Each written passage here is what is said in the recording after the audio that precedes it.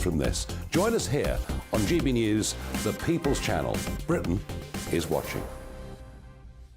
When the news happens, it happens here. And really important breaking news. Breaking news this morning. On TV, radio and online, the news starts here on Britain's Newsroom. All the biggest stories and the answers that you need from across the UK and beyond. Join Britain's Newsroom from 9:30 on GB News. The People's Channel, Britain's news channel.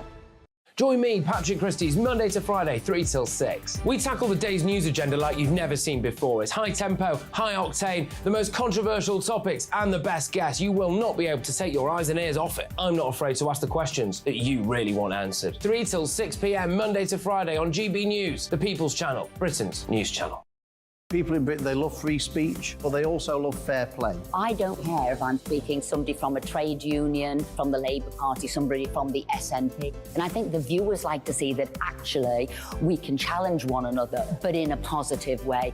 We think we ask the questions that people want to ask, and often we ask the questions that we wanted to ask in Parliament but never got the chance to ask. So join us every Saturday, 10 a.m. till noon on GB News, Britain's news channel. It's all about family, being in people's living rooms, all the interaction and getting to know who our viewers and listeners are. When I was young, my dad used to say, "Nana, stop arguing." I wanted an outlet that would enable me to give my opinion. People are going through a really hard time right now, and I know that you don't feel like you're being listened to by the establishment. I came to GB News because it's the People's Channel, and I want the audience to have their say on the events of the day. We're dynamic. We do something different. Democracy shows that the wisdom of the nation is in its people. I get to travel to find out what the story is from a personal perspective. The British people aren't fools. We know when we're not being told the full story. We've got to work out how Britain moves forward from this. It's the best country in the world. The establishment had their chance. Now we're here to represent your views. Britain's watching. Britain's watching. Britain's watching. We're proud to be GB News, The People's Channel, Britain's news channel.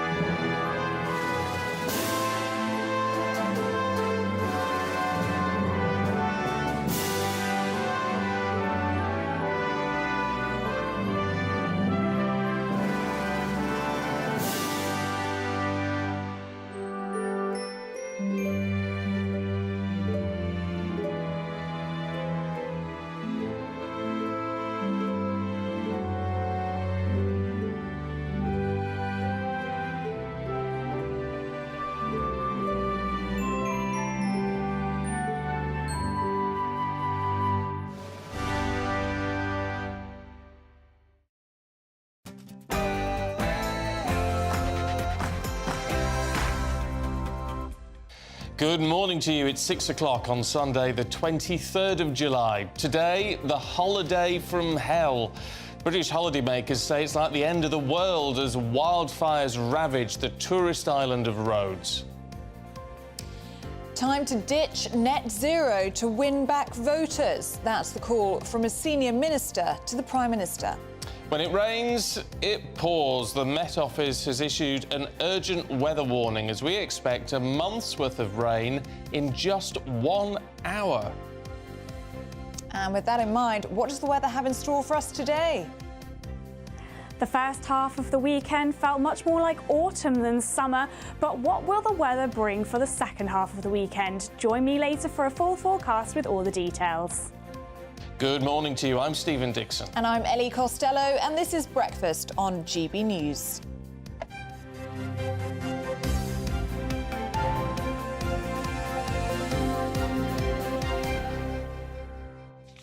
First and foremost, what a disappointing forecast. And that whole 1 month's worth of rain in an hour, I mean, that's going to cause surface flooding and things, isn't it? It really was. Were you out yesterday in the rain? Yes, we were out and about a little bit in the afternoon, so I did get soaked. I couldn't believe it. I was saying to Stephen in the newsroom this morning, that feels like the worst summer's day we've had in living memory. July, mid-July. It felt like October, November. It was dark, it was cold. It's horrid, isn't it? It was rainy, it was awful. But as we were saying yesterday, a lot of international tourists are coming here, apparently, to escape from the heat. So we've got our uses, at least. And that's a benefit to us, isn't it? Well, it is. Yes, it is. Talking of that bad weather, of course, it's a nightmare if you've got kids or grandchildren. Summer holidays, what do you do with them when the weather's so bad?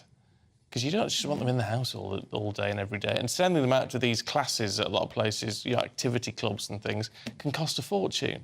So if you've got any hot tips for what to do with the kids... On a cold day. Yeah, let us know, gbviews@gbnews.com, because if you've got a hot tip, I can guarantee there's someone else watching and listening who needs it. Yes. Maybe, especially for the grandparents. You've got to if you're being farmed, the parents can farm them out to the grandparents. So give us a break, have the kids. Well, it's the worst possible. It's the worst possible timing in a sense, isn't it? Because the schools have shut down for the summer, and then the heavens have opened, and you can't send the kids anywhere. Films, I'd suggest. Films? Not very original. No, but it's a good one. Lots of films. But then there's the sort of they're talking about the dilemma, aren't they? The Barbenheimer dilemma with the films. You see Oppenheimer or Barbie. Well, of course, Oppenheimer's no good for the kids. But it was a debate that was had in number 10, apparently. Really? Yes. And anyway, of course, guess what won out? Well, there's Mr. Sunak and then there's Mrs. Sunak and two girls. So guess what won? And there you go. And he tweeted it last night. Aww. Off to the cinema, all wearing pink to watch Barbie. But Rishi Sunak's not wearing pink, which I feel he's let the team down there. Well, maybe he hasn't got anything pink.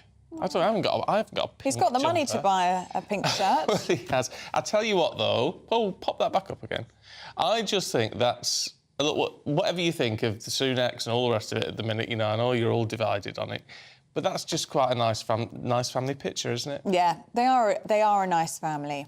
Those girls are just gorgeous, aren't they? So you must be very proud of them, because they are gorgeous girls. So that's just nice and normal looking. I like that. Yeah, it's quite nice to see that side of Rishi Sunak, isn't it? I quite like to see that side of politicians with their family, the real side, going to the cinema with their families.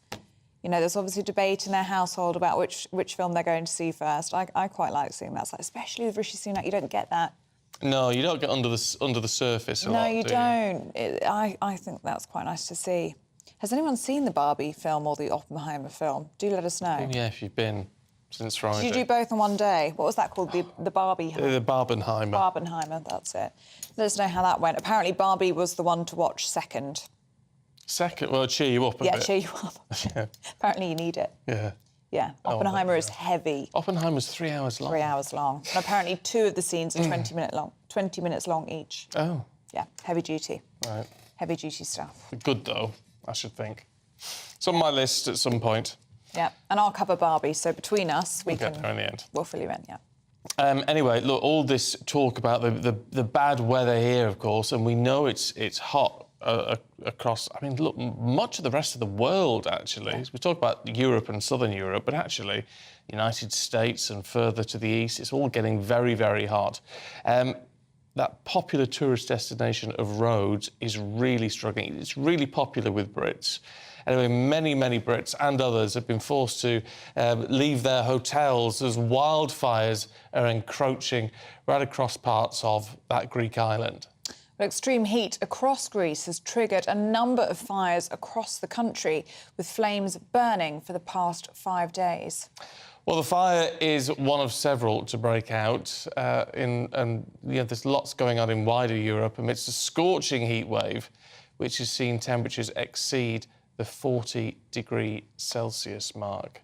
And it's just, if you're out there, actually, I mean, it's inconvenient, right? It's also going to be very scary. It's terrifying. I mean, if we see some of the pictures coming out of Rhodes at the moment, the sky, depending on where you are, is either black with ash or it's bright orange. And apparently has been since those fires started in Rhodes on Tuesday.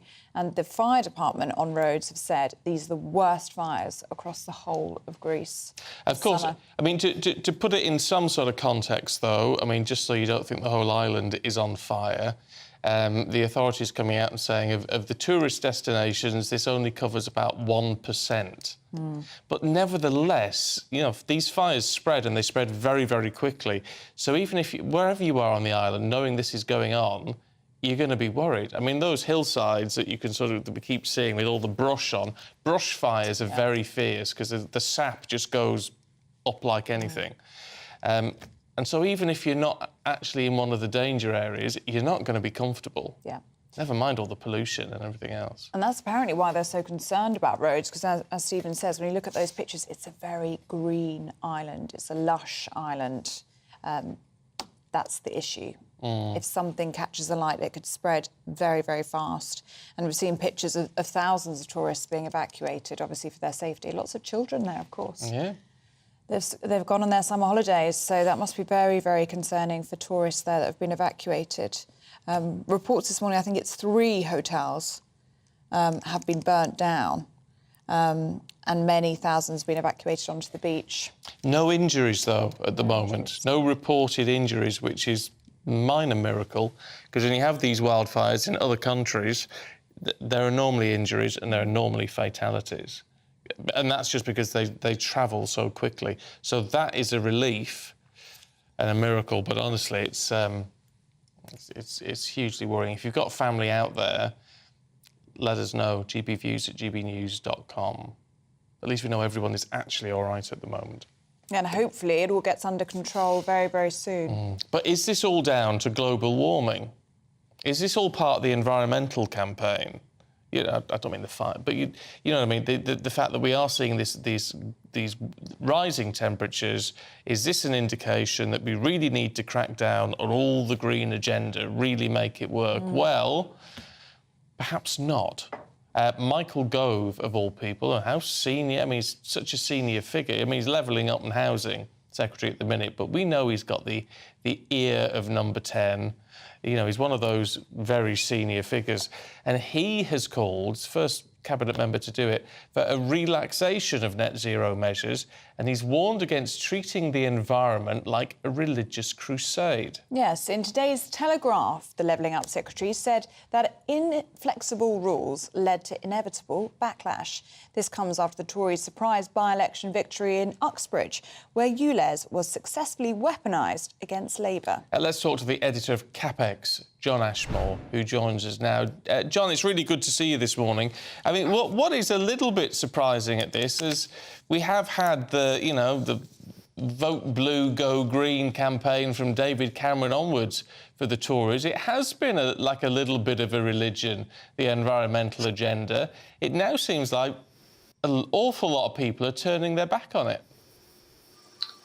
Yeah, it's interesting. Remember that Michael Gove himself was the Environment Secretary in 2018 when net zero was passed into law. I think it's worth going back a bit and remembering too that net zero came in without even a vote in Parliament. It was unbelievably unscrutinised for such an enormous transformative project. And now people are starting to see what it actually means to do things like, you know, ban petrol cars, new petrol cars from 2030, for landlords to have to upgrade their properties in order to be able to rent them. At the moment, you're now banned from renting a new property unless it hits this category C for an EPC, an environmental performance certificate. And these are the kinds of things that Michael Gove appears to be backtracking on in his latest intervention. I mean, it's not as though he's saying the Tories should just junk net zero. There are definitely Tory MPs who want to do that, but that's not what Michael Gove is saying here. What he is saying is that having arbitrary deadlines that are going to cost a lot for ordinary voters, especially at a time like now when so many people are struggling, is a pretty bad idea. And I think that's something that people probably can get behind. I agree with him when he talks about it being kind of quasi-religious thing. I mean, especially if you look at the more extreme ends of the environmental movement, it really is like a kind of, an end of the world doom cult. You look at people from Just Stop Oil and stuff, and their behaviour is literally like a religious one. And you shouldn't really, I don't think you should adopt that attitude when you're involved with decisions that cost people a lot of money. It's fine for fringe groups to do that. It's not fine if you're the actual government. And the timing of this is really interesting, isn't it, John? Because obviously Michael Gove's intervention is after the Tories clinging on to the seat of Uxbridge, which by all intents and purposes should have really gone to Labour, or was expected to go to Labour, being Boris Johnson's old seat. But they managed to cling on there by weaponising ULEZ. And again, it's not only because of the environmental concerns, but it's the cost, isn't it? It's the cost for people in a cost of living crisis. Yeah, I mean, I think that ULEZ has been a spectacularly poorly thought out in terms of the expansion. Remember, we're talking about the expansion of ULEZ here. It already exists in, the central areas of London. It's also worth pointing out that ULEZ is not a net zero measure. ULEZ was thought up by Boris Johnson when he was mayor of London. There's a kind of irony here that the Tories won Boris Johnson's old seat by campaigning against a policy that Boris Johnson himself came up with. Although we should say he did not want to expand it to the outer parts of London, where voters often don't really feel like they're Londoners. I grew up in Zone 6 myself. People there don't consider themselves Londoners, and they don't have the same necessarily like commuting habits as people in zones, 1, 2, and 3, where you don't necessarily need a car.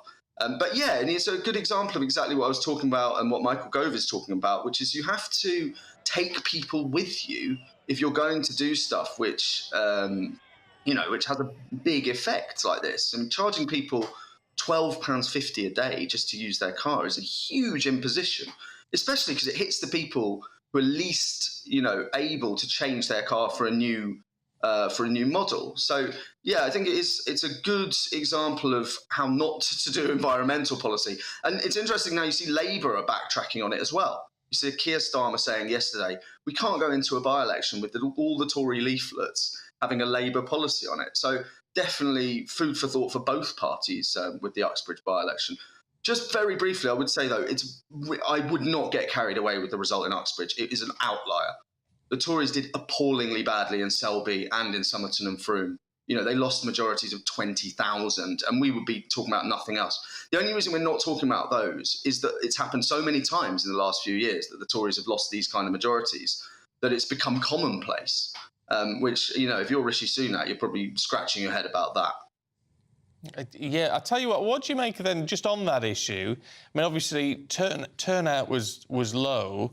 There is an argument to say, well, disgruntled Tories just stayed away from the poll. I mean, realistically, you could actually get a very different result, couldn't you, at a general election? Absolutely, yeah. I think you should never read too much into by-elections, into individual by-elections. But what's worrying for the Tories is the trend and the fact that anti-Tory votes seem to be voting tactically.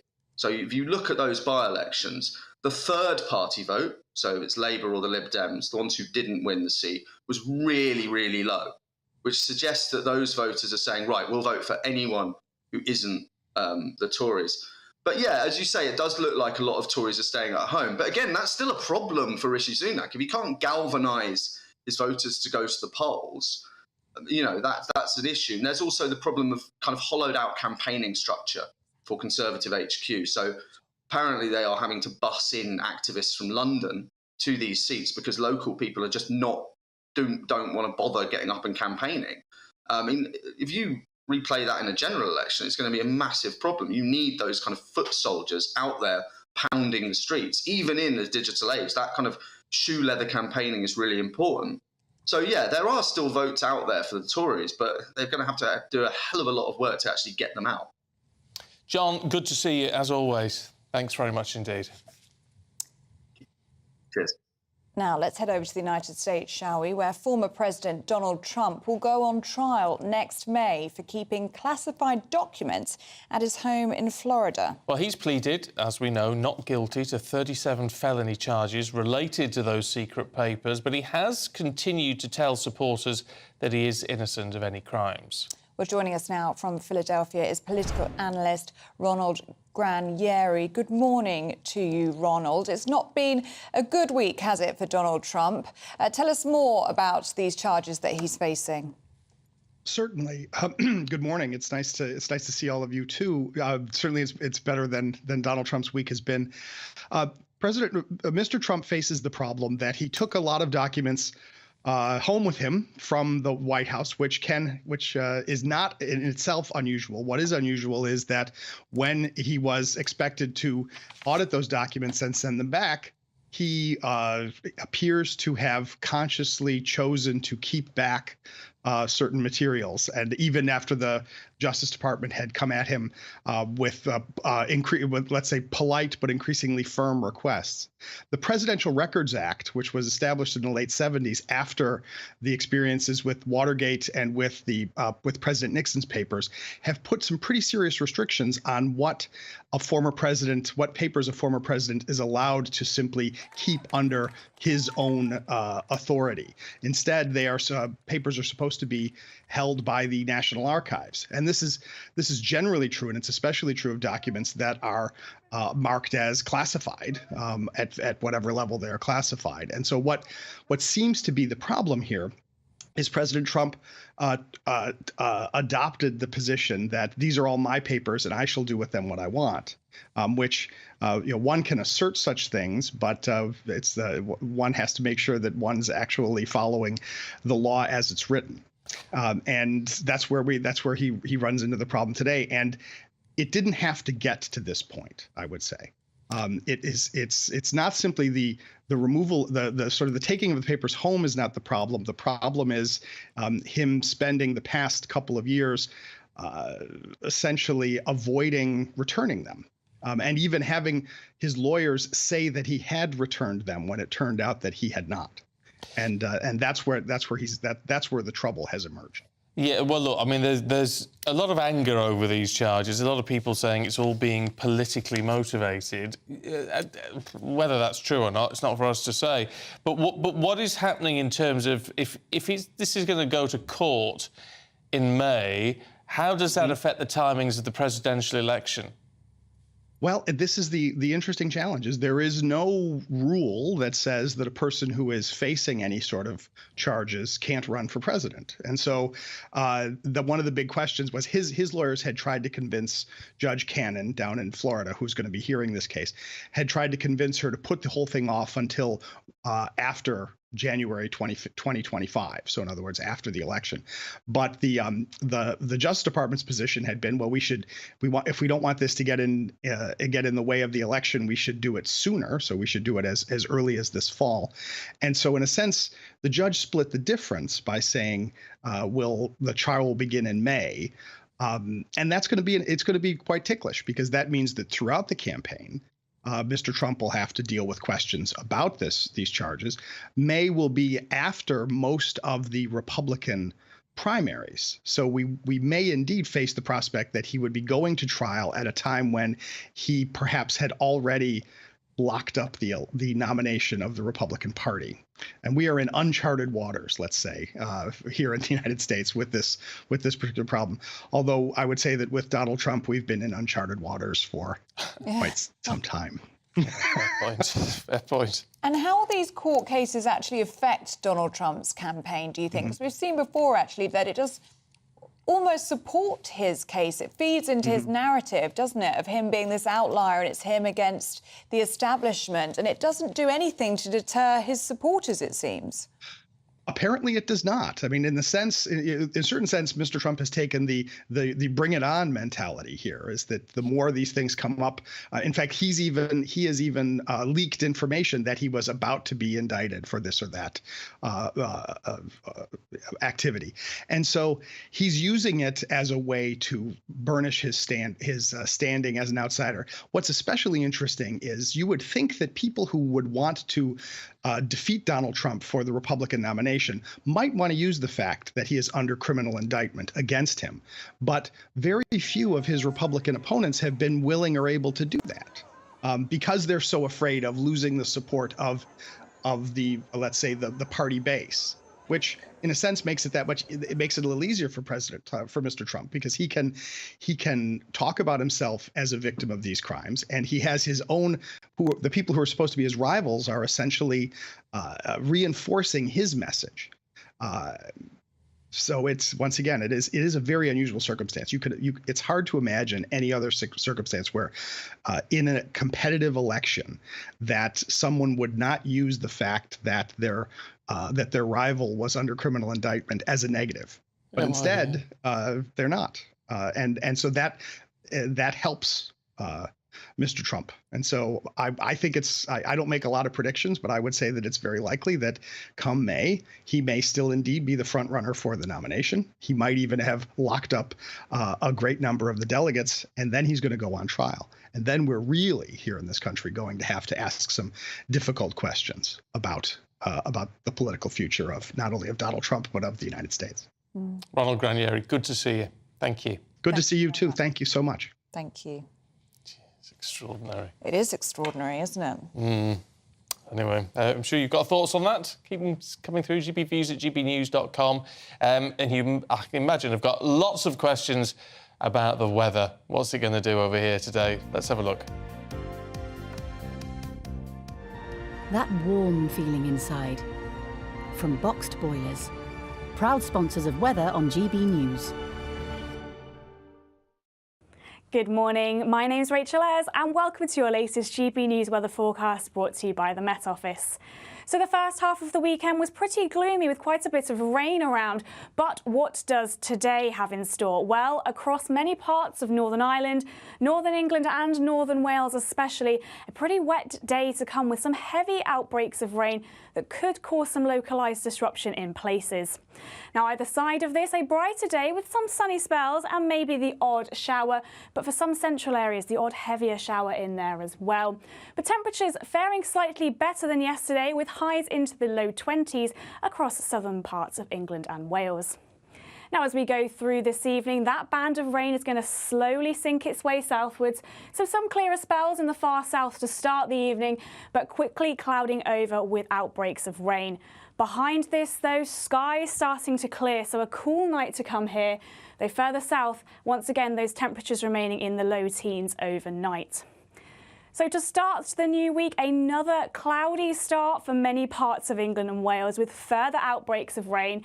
Maybe the odd heavier shower just ahead of this towards the south and east. So this could cause a little bit of localised disruption in places.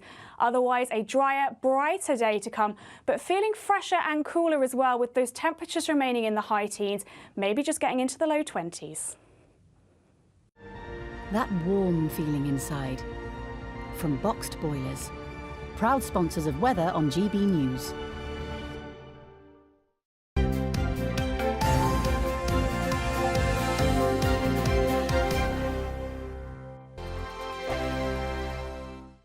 What you get for breakfast is something that, if we do our jobs right, you will wake up to news that you didn't know the night before. It's a conversation. It's not just me and Eamon. We want to get to know you, and we want you to get to know us. From 6, it's Breakfast with Eamon and Isabel. Monday to Thursdays on GB News, Britain's news channel. When the news happens, it happens here. And really important breaking news. Breaking news this morning. On TV, radio and online, the news starts here on Britain's newsroom. All the biggest stories and the answers that you need from across the UK and beyond. Join Britain's newsroom from 9:30 on GB News. The People's Channel, Britain's news channel.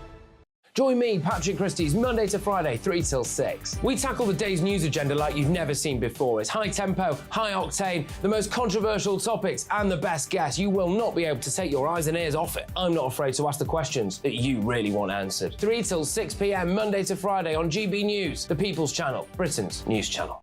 Westminster is going around in ever-decreasing circles, followed by the media. Britain is broken. How on earth did we get into this mess? But more importantly, how do we get out of it. Join me at 7 p.m, Mondays to Thursdays on Farage. Here on GB News, we will have open, rational debate. We've got to work out how Britain moves forward from this. Join us here on GB News, the People's Channel. Britain is watching. People in Britain, they love free speech, but they also love fair play. I don't care if I'm speaking somebody from a trade union, from the Labour Party, somebody from the SNP. And I think the viewers like to see that actually we can challenge one another, but in a positive way.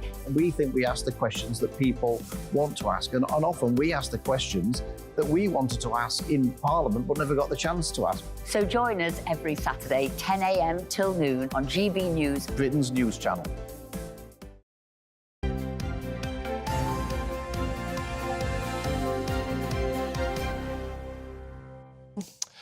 Welcome back. This is Breakfast with Stephen and Ellie at 6:26. Our very first email of the day today is from Tim. Hi, Tim. It says, just wanted to say good morning from Melbourne, Australia. Both looking good. Have a great Tim. show.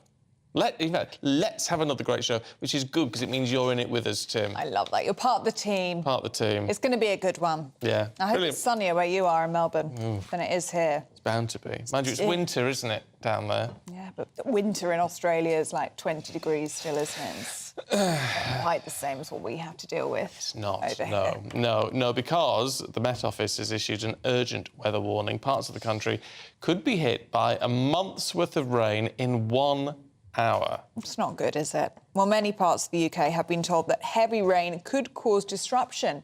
Meanwhile, Europe is sweltering in a summer heatwave. OK, so there's lots of questions, and I'm going to put them to weather journalist Nathan Rao. Good morning. Good morning. Look, Morning. This is... Well, first and foremost, let's talk about this rain over here. Yeah. Because that sounds really grim. It does. I mean, we've not got good news with the weather, I'm afraid. There is a Met Office warning for rain out across the north of England today. That is all day for up to 3 inches of rain in parts, and that is, as you mentioned earlier, about a month's worth of rain that we'd expect at this time of the year. Pretty miserable. That's the northeast, Teesside, Middlesbrough, Darlington, that sort of area, and the northwest, Cumbria, that sort of area. Big area of rain moving across today. And that is all day. The weather is getting slightly better, but this is sort of it. I can't bring you any more better news than that. It's looking pretty grim. What is going on, Nathan? Right, it is my favourite subject, the jet stream. The jet stream, and Stephen's favourite subject, the jet stream. There is a big, loopy jet stream going all around the globe at the moment, big wavy jet stream. And that is causing this huge contrast in weather that we're seeing, certainly across Europe, and what we're seeing in the UK. Why is it wavy? It's not normally wavy, is it? Yeah, it's called meridional. The jet stream can take on a wavy pattern. We'd expect to see this. I would sort of be expecting to talk about this more in a month's time rather than now. And the jet stream is governed by temperature contrasts across the mid-latitudes, which is where we are in the North Pole. I'd expect it to be a bit straighter and a bit further north than it is now. However, it's not, and we are on the north of the jet stream. That's right, and the jet stream is south to us. So that's why it's cold. That's why it's cooler, and that's why it's pulling in lower pressure systems from the Atlantic and bringing a sort of low pressure dominated pattern of weather. Whereas in Europe, their weather is high pressure dominated, and we're seeing the effects of that. They're getting exactly the same, really, that we were getting this time last year when we were all baking in scorching sunshine. But very odd. It's not unheard of, but sort of I'd expect him to talk about this maybe end of August type thing. Yeah. Very, very strange. Can we talk about what is happening in Rhodes? Because this, I mean, some people describing it who are there and being evacuated as it seems like the end of the world. Yes, and this is going to continue for the rest of the week. Again, this heat wave in Europe that we've been talking about now for about 10 days, maybe a bit longer. This is an extraordinary event that they've seen across Europe with temperatures heading towards 45. I think parts of Europe actually had 45. Due to continue this week, I think the Met Office said it's going to abate a little bit and then carry on through the week. But this is high pressure. This is classic high pressure. Clear skies, very hot sunshine at this time of year. Wherever you sit on the subject of climate change, maybe a bit of that in there as well. But extraordinary temperatures and having a devastating effect, certainly in Rhodes this week with the wildfires. Very dry, low humidity. There's about 15% humidity in there, and that is low at the moment. And with temperatures of 45 degrees, that is a tinderbox, and we're seeing the results of that. So, whereas we're moaning over here... Yeah. if that jet stream had been further north... Yeah. We'd actually be in quite an unpleasant situation. Well, I don't know whether we would be... Well, this we can compare to last year because the jet stream was further north this time last year and we were seeing temperatures as we got 40.3 in Coningsby, Lincolnshire. That was the hottest temperature we've ever seen. Now, the sun is stronger in that part of the world. The sun is stronger in the Mediterranean. So whether we've hit 45, I think it would be extremely unlikely. I mean, I don't want to say impossible because this time last year I would have said that 40 is impossible in the UK. Not impossible, but highly unlikely. But we would certainly be having hotter weather than we are now.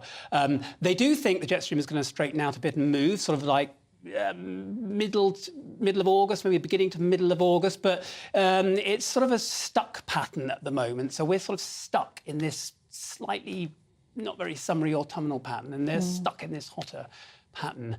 And one interesting thing I must mention, because I spotted this on the National Hurricane Centre this morning. Oh, that doesn't sound good. No, there is a Hurricane Don, formed in the Atlantic, and these things do take a northeastward path towards the UK, which, again, we'd expect to be seeing this in end of August and beginning of September, but they can sometimes... We don't get hurricanes in the UK, we can't get hurricanes in the UK, but they can sometimes get caught up in the jet stream and... Why can't we? Because it's too cold. A hurricane is a tropical weather feature. They are accumulations of clouds, of thunderstorms that move across from Western Africa.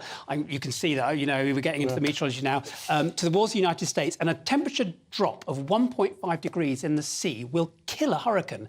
And we just do not have the temperatures to sustain a hurricane in the UK, so we can't get them.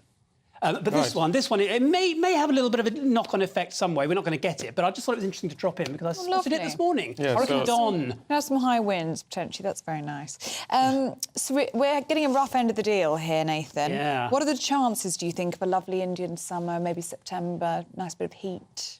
Well, as I mentioned, the temperatures look a bit higher, sort of going towards the end of August. Now, I always say this, every single time I say this, 5 to 10 days is with really real certainty is what you can say with the weather. But looking at the longer range forecast, I had a quick little peek this morning, and there's a 30 in there, sort of in 3 or 4 weeks. But that's they can change on a hairpin. They really can change. So the chances of us getting an Indian summer can only happen in October or after the first proper frost of the season. So when you see Indian summer in September, it's not really an Indian summer. You've got to have a full, proper, widespread frost. Then you can call it an Indian summer or October. So talking about October, well, it's anybody's guess. But let's be positive. Let's say that we could get a nice warm summer, sort of like warmer Indian summer, because we've had such a rubbish middle of this summer. Let's hope it makes it up. Yeah, so maybe a awful summer and a mild winter. But I mean, it's not been awful. I mean, it's... Nathan, come on. Were you out on it yesterday? I'm out on it today, yeah. I was out on it yesterday, yes, it was horrible. But we were complaining this time last year when it was 40 degrees. It was too hot. I mean, that's worse, isn't it? Mind you, that's the thing about the British. We will moan about the weather, whatever it is doing. And the great thing about our weather, and again, because of the jet stream, because we're just right under the jet stream and it just moves like that, we can get, summer one day and autumn the next day, and that's because we're just right in that crossover point between, compared to, say, Spain, where they're always well south of it. We're right there where it can change, which makes our weather so wonderfully unpredictable and exciting. Well, that's a fair point. No wonder we're obsessed with it. Nathan, good to see you. Good to see you, as always. Have you brought a coat? I have, yes, I have. Have you? No. Neither have I. No. I'm not very prepared. And it's quite a long walk back to the car. Yeah, I was just listening to you, Nathan, thinking I haven't got any tights to put on today. Oh, have you not? Are you? It's pretty splashy out there. It's going to be splashy. Oh well, that's something to look forward to. Sorry to ruin your day. Not what you expect in mid-July. No, it's a bit depressing, isn't it? It is a bit, really. But never mind. I'll tell you what I was thinking as he was bleating on before, was because last year it ruined the garden. Oh, yeah. It ruined the garden, killed loads of plants. It was so hot. So at least it's good if you're a gardener. It's a good summer for the garden. You haven't got that problem Think of the positive. Think of the positive. The plants will do very well this year. Yes. So... we've been asking, actually, what you should do if it's really, really rainy outside. Oh, yes. What kind of activities you should be doing when you're stuck inside, especially if you've got kids, because they're all on the school holidays, aren't they?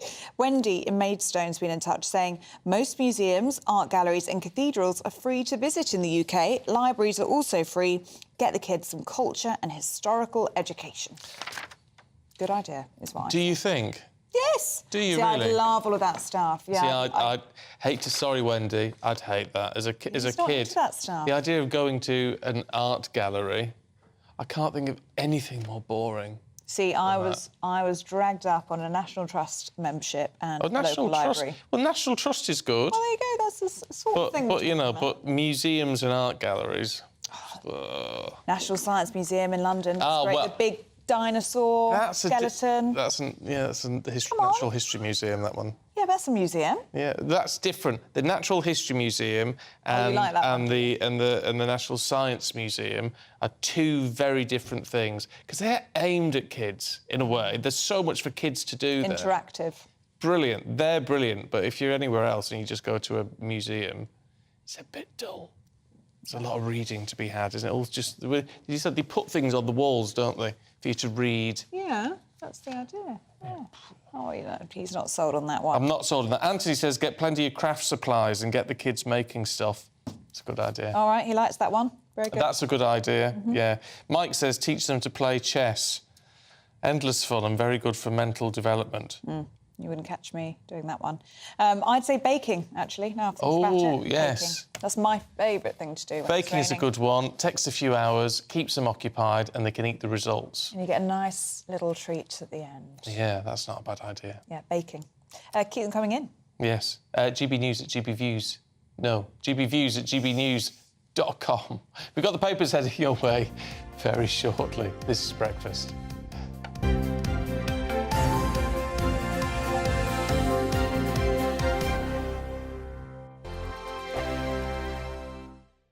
The Live Desk with me, Mark Longhurst. And me, Pip Thompson.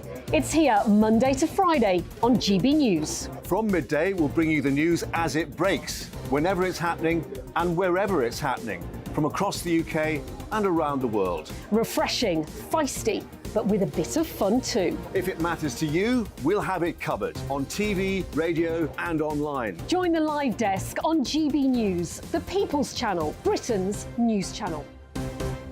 So Jubes and Co, we tackle the issues of the day with real robust debate, both sides of the fence, battling it out with me in the middle with my forthright opinions and views. And often really interesting things happen because you start with a position and then by the end of the debate you find actually, well, I might not have thought about that one. What we need in this country is 2 new political parties. You should maybe think about doing a 2024 calendar.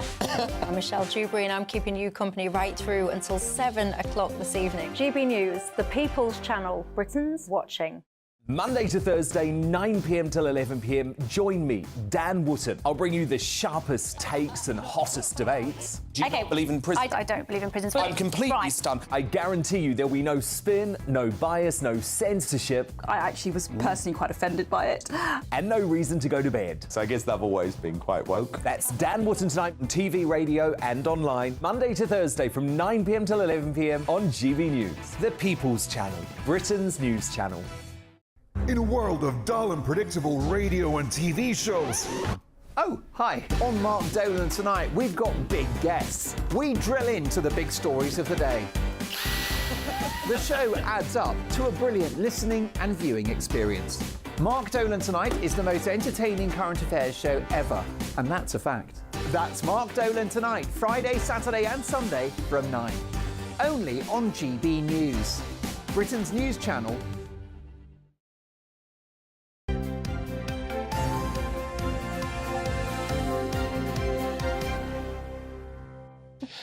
It's 6:39. Claire's been in touch. Hi, Claire. It's my son Ronnie's 13th birthday on Monday. A teenager. Oh, happy Scary birthday, times. Ronnie. And he's going to the cinema with his 2 mates on Tuesday to see Barbie. Yeah, I understand that. And he's an air cadet. Yeah. But you see, I find that quite interesting, just because it's like, you know, it's not too laddish for. Have you seen Margot Robbie? That is why 3 13-year-old boys want to go to see the Barbie movie. That's what I want to say. Fair enough. I understand. And happy birthday to Ronnie. Yeah. Hope he has a lovely, lovely birthday. 13, blooming heck. Oh, I remember being 13.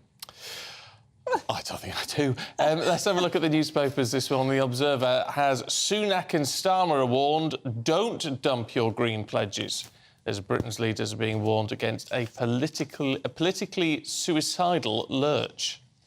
The Daily Star says we're all going on a glummer holiday, with holidaymakers facing holiday hell as a 600-mile-wide storm batters Britain. Michael Gove has said net zero can become a crusade. He's warning against it becoming a crusade. He's almost a bit sort of religious, he says, in an interview with the Sunday Telegraph. And finally, in the Sunday Express, Rishi Sunak is pushing through new laws to protect freedom of speech for customers. Oh, against banks. I'll shut to the do with banks. Yeah, says that headline. All to do with banks, not just freedom of speech when you pop to Tesco's. Just say what you like at the tip. I mean, that could be rude. Let's talk to the Deputy Editor of Spiked, Fraser Myers, and broadcaster Liz Kershaw. Good morning, both. Morning. Good morning. Liz, let's start with the Observer, should we? Looking at these... a warning not to dump green pledges. So we've got both sides of the coin in the papers today. Yeah, well, it's the Observer, so they take a particular spin. Yeah. I was reading the papers, you know, when you know you're coming in and you wake up reasonably early. So I was reading the papers online and I was coming in with the story that politicians were being told by their parties, whether it's Tories or Labour, to dump these policies. So then I get the Observer and it's saying, oh, they're being warned not to. Yeah. There's two sides to every argument, so possibly they are. But we'll get more of this from other papers, but mainly people are saying, like Michael Gove, for example, that we're going too fast and too hard on net zero. People are uncomfortable about having to change their cars, scrap the boilers, get heat pumps. How do you have a heat pump if you live in a high-rise flat? How do you have a heat pump if you've got a tiny courtyard garden? You know, there's all these considerations. Basically, landlords are being penalised because you can't rent your property after 2028 unless you invest thousands to make your Victorian terrace house, which might be perfectly lovely, come up to modern building standards for energy conservation. Anyway, there are those who are saying, no, we must stick to it. And the word religion was used. It is like a religion, because with religion, I'm, you know, convent girl, you say, well, how do I know, Sister Mary, that this happened, this is the truth? Or you just have to have faith, child. And this is what people are being at. You just have to have faith. All this net zero stuff, it's going to benefit us all. You get politicians like Alok Sharma, who's a Tory, was a cabinet minister, president of COP26. So people make a whole industry and career out of this. Well, he cried at COP26, didn't he? Yeah, he did. Yeah. He says, we've built up a broad political consensus in the UK on pursuit of net zero policies which are good for the economy, jobs, exports and the environment. Businesses support this agenda because they can see the economic benefits. And then you get... Sorry, go on. I was just going to say, that worries me slightly, because I'm not saying that's wrong. I am. Well, no. But if the bottom of that list of why net zero is good is the environment, then that's something wrong. We shouldn't just be doing it to push economic growth. Well, there he is, a Tory saying everybody agrees that this net zero policy is a good thing. And then you get Zach Goldsmith, the well-known heir of a massive multi-million-pound family fortune, made a career in politics, mixes around West London, the nicer, leafier places of West London, and he says that scrapping the net zero target would be politically suicidal given the very deep and wide support for action on the environment that exists right across the electorate. Does he go out? No. Does he talk to people? Does he meet people? He doesn't. He won't be going to Thasda after on my way home from here.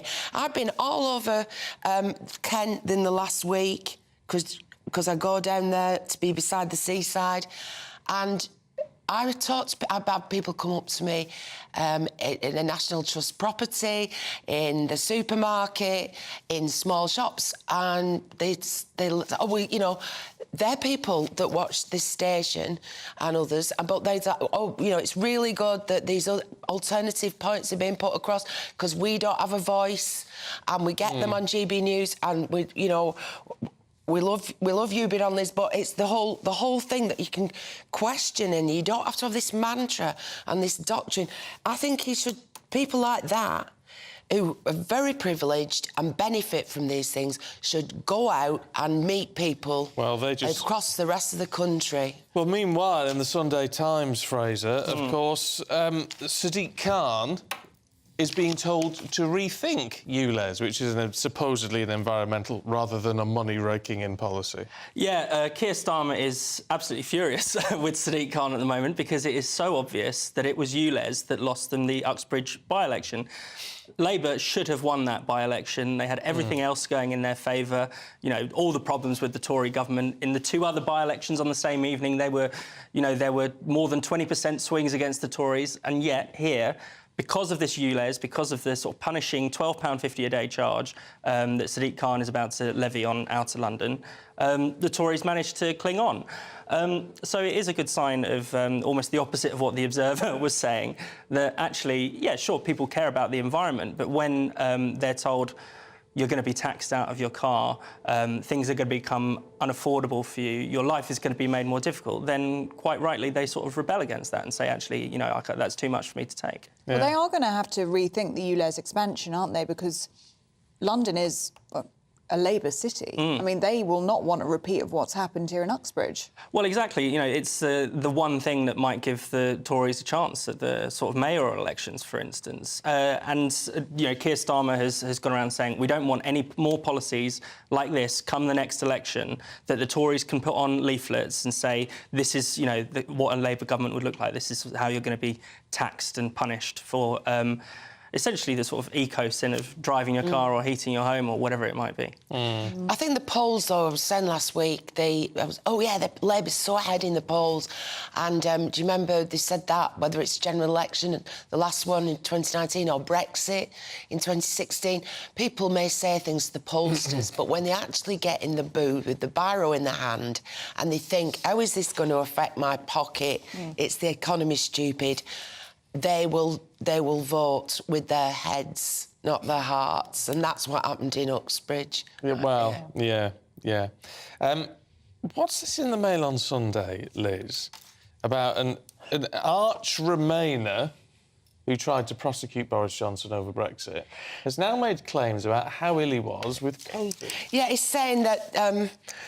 But, you know, and Boris, we were told Boris... We were all shocked work was a nation when the man in number 10, who was trying to keep us all safe from harm and catching it by isolating us in our own homes, was suddenly rushed to, you know, blue light incident, suddenly rushed to St Thomas's Hospital, and it was reported that he was ventilated and he was very close to death. And we saw the doctors and nurses who stayed up all night with him. And this guy, who's made no secret of the fact that he hates Boris Johnson, he hates Brexit, and like many thousands of people, he just won't accept it and calm down. Marcus Ball is now saying, all this stuff about Boris Johnson being poorly was just made up. You know, it was just a scam to con us all. And a film was made, and he got people like Gary Lineker, as the Mail character is saying, the BBC's highest paid presenter, to say in this film the public deserve the truth. But now Gary Lineker has been alerted to the actual content of this film and is trying to distance himself from it because he really says he wasn't aware what the thrust of it was. I mean, I think it's a wicked thing to say, actually. I think it is. When someone's been that ill. Yeah, and I mean, one of the great ironies is that you get the sort of Remainers always saying, well, Brexiteers were deceived by lies. £350 million on a bus, you were hoodwinked, you were lied to by these charlatans. And then now you're seeing what are the rise of basically Remainer conspiracy theories, you know, to say that Boris's illness was faked, or there have been similar claims about Brexit was done by Russia, or I remember around when one of Boris's children was born, people were saying that was fake on Twitter. You know, these kind of sort of they call them FBPE. I don't know if you've heard of Follow Back Pro Europe. Yeah. This kind of crowd on block immediately. It's like sort of QAnon on for Waitrose shoppers. It's fascinating, but it's the side of politics that has convinced themselves that they're completely rational, completely sensible, have become completely mad and conspiratorial and are buying into these strange conspiracy theories. Can I just say about Boris? I mean, these people plotted to get rid of him successfully in the end. They tried everything. Wallpaper, you know, Partygate was the final undoing. And he's gone. A democratically elected Prime Minister with an 80-seat majority has gone because of these plots. And I'm not a nutter or conspiracy theorist. That's actually borne out now. But although you could argue, the counter-argument to that is, well, he's gone because of his own mistakes. Right, well, who highlighted them then? Anyway, I'm just reflecting on Uxbridge.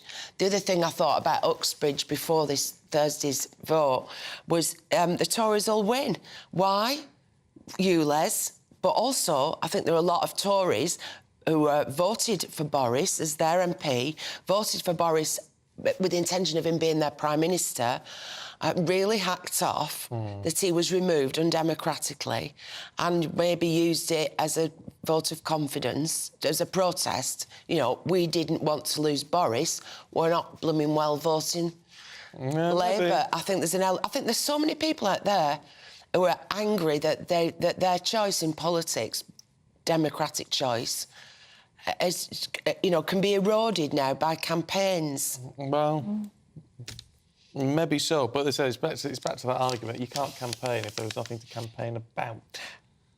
Well, let he who has no what's-its cast the first stone. We've all got. I'm sure we've all got skeletons. Well, I know you have. No, mine. All my mistakes are quite public. Oh, there you go. Yeah. Let's have a quick look at the banks, shall we? The PMs are going to shut ones that are too woke, says the Sunday Express. So the Prime Minister is promising new rules around banking to protect freedom of speech. This is, of course, linked to mainly to the Nigel Farage scandal, where he was debanked, essentially, by Coutts, the elite private bank. They compiled this huge dossier of all the disagreeable things that he said, including his support for Brexit, meeting up with Novak Djokovic, the unvaccinated tennis star. He's friends with Trump. He's opposed to net zero, which is interesting now that that's being... now that you're allowed to be more openly critical about that after Uxbridge. And, of course, it's not just Nigel Farage. This has been happening to all kinds of ordinary people. There's been stories in the papers about a priest who complained about the sort of his bank's... Richard Tice. Richard Tice. It's all in there. Look, we've got to leave it there. Liz, Fraser, thanks very much indeed. Thanks Sorry to so much. Thank you. cut you almost mid-sentence, but I want to just revisit our Don't Kill Cash campaign, because it's all about communities who risk being left behind by a cashless society. Yes, and of course, huge questions remain, don't there, about those who rely on cash-in-hand work, as well as concerns over companies harvesting your data every time you tap with your phone. Let's get more from Doogie Beattie. There we are. That'll be 213, please. Thank you very much. Perfect. Back in the day when we had sweets from a jar, the high streets had banks, and only those with money in them could afford plastic. Like out-of-date technology, the now once powerful buildings that housed managers that could decide your financial future lie derelict. Cash in communities moves in many different ways, and the Reverend Nick Cooper points to both the old and the young. Many of the folk within the community who are maybe less able than they once were would depend on people calling in to give a hand, whether that be a little bit of cleaning or putting groceries away or that sort of thing. It's not regular employment, it's giving a hand. It might be once a week, it might be once a fortnight, just for a couple of hours here or there. And that will be acknowledged with a little bit of cash from the tin handed over to say we appreciate what you've done for us. And similarly then for our younger folk still at school or just in the stepping out in school, their first jobs are not high-powered jobs where there's bank transfers needed for the payments and so on. It's again a few hours here and there, which is acknowledged with a cash amount, a gratuity for the work and effort that's been put in. The hardware to get cash is gradually disappearing. but the data we generate may well make us the product. Nicola Bothwell is a marketing consultant that fully understands the worth of the information that the digital age is generating. Data is critical for brands operating in this digital world. The minute that you tap a card, it takes less than a second for the advertisers to know what you've purchased, what you're browsing online, why you've made that purchase, who you are, what age demographic you are, simply from tapping to buy a cup of coffee. It saves you rummaging around in your bag to find a fiver to buy a cup of coffee, so you're going to tap because it's so convenient. But then that data is being processed at a higher level so that they literally know everything about you. So if you're somewhere or with someone that you don't want to have to explain too much about, don't tell all people, or TAP for short. Dougie Beattie, GB News, Belfast. Let's get a weather update for you. The temperature's rising. Boxed Solar, proud sponsors of weather on GB News. Good morning, my name's Rachel Ayres and welcome to your latest GB News weather forecast brought to you by the Met Office. So the first half of the weekend was pretty gloomy with quite a bit of rain around, but what does today have in store? Well, across many parts of Northern Ireland, Northern England and Northern Wales especially, a pretty wet day to come with some heavy outbreaks of rain that could cause some localised disruption in places. Now either side of this, a brighter day with some sunny spells and maybe the odd shower, but for some central areas the odd heavier shower in there as well. But temperatures faring slightly better than yesterday with highs into the low 20s across southern parts of England and Wales. Now, as we go through this evening, that band of rain is going to slowly sink its way southwards. So some clearer spells in the far south to start the evening, but quickly clouding over with outbreaks of rain. Behind this, though, skies starting to clear, so a cool night to come here. Though further south, once again, those temperatures remaining in the low teens overnight.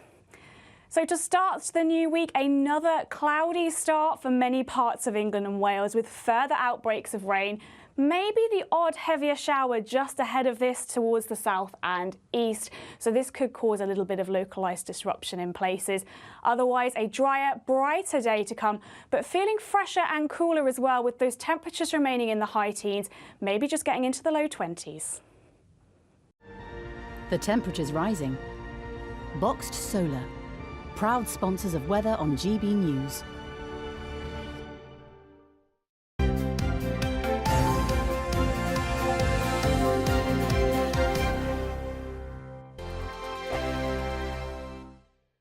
Monday to Thursday nights on GB News. At 6, it's Dubes & Co. 7 o'clock, Farage. At 8, join Jacob Rees-Mogg. And at 9, Dan Wootton Tonight, followed by headliners. On TV, radio and online. This is GB News. Now then, Lee Anderson here. Join me on GB News on my new show, The Real World, every Friday at 7 p.m, where real people get to meet those in power and hold them to account. Every week, we'll be hearing your views from up and down the country in the real world. Join me at 7 on GB News, Britain's news channel. Join us every night on GB News at 11 p.m. for Headliners, which is 3 top comedians going through the next day's news stories, which is exactly what you need, because when the establishment has gone crazy, you need some craziness to make sense of it. So join us 11 p.m. every night on GB News, the People's Channel, Britain's news channel.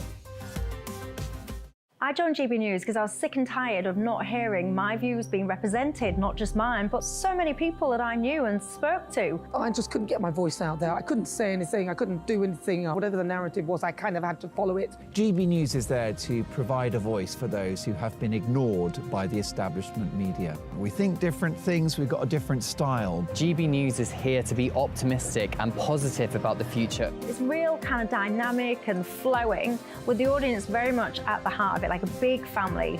Here at GB News, we talk about the things that matter to you. Hearing the voices from right across our towns and cities, especially our towns. All sides of the argument represented with a heavy dose of opinion. We're on a mission here to make a difference. And the GB News family really is here for you, and whatever time of day you can watch or listen. Britain's watching. Britain's watching.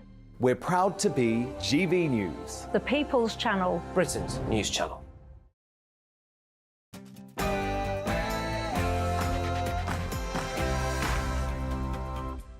Good morning to you, 7 o'clock, Sunday the 23rd of July. Today, the holiday from hell.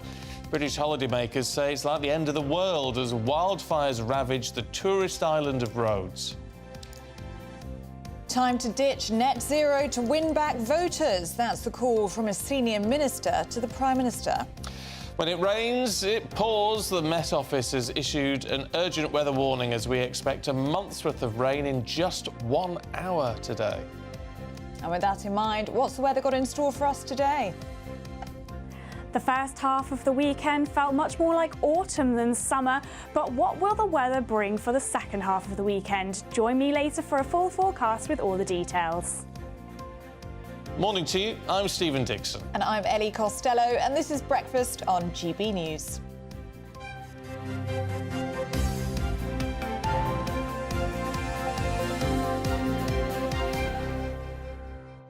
I want to crack straight on with those wildfires in Rhodes, and of course it's a huge tourist destination for British tourists, and so it's causing a lot of concern. Loads of fires, and there's just terrible temperatures across much of Europe. Yeah, 40 degrees, 45 degrees even across Europe. Let's cross live now to Faliraki, where we're joined by Ian Wakefield, a British tourist whose hotel was evacuated overnight. Ian, really good to see you this morning and really good to see that you're safe.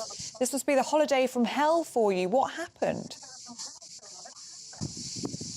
Well, it's just the end of the holiday. It's the holiday from hell, really. The rest of the holiday was very nice. So, yeah, what happened? Well, it's been a very hot week here. It's been about 37, 38 where we've been in a place called Pefki or Pefkos.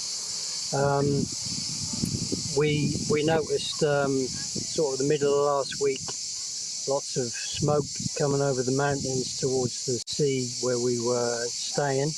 The smoke sort of got thicker and thicker through the week. And yesterday, the smoke really turned to an orange glow, and the resort down the road called Lardos was evacuated. We heard that, so we thought that we may be next to be evacuated.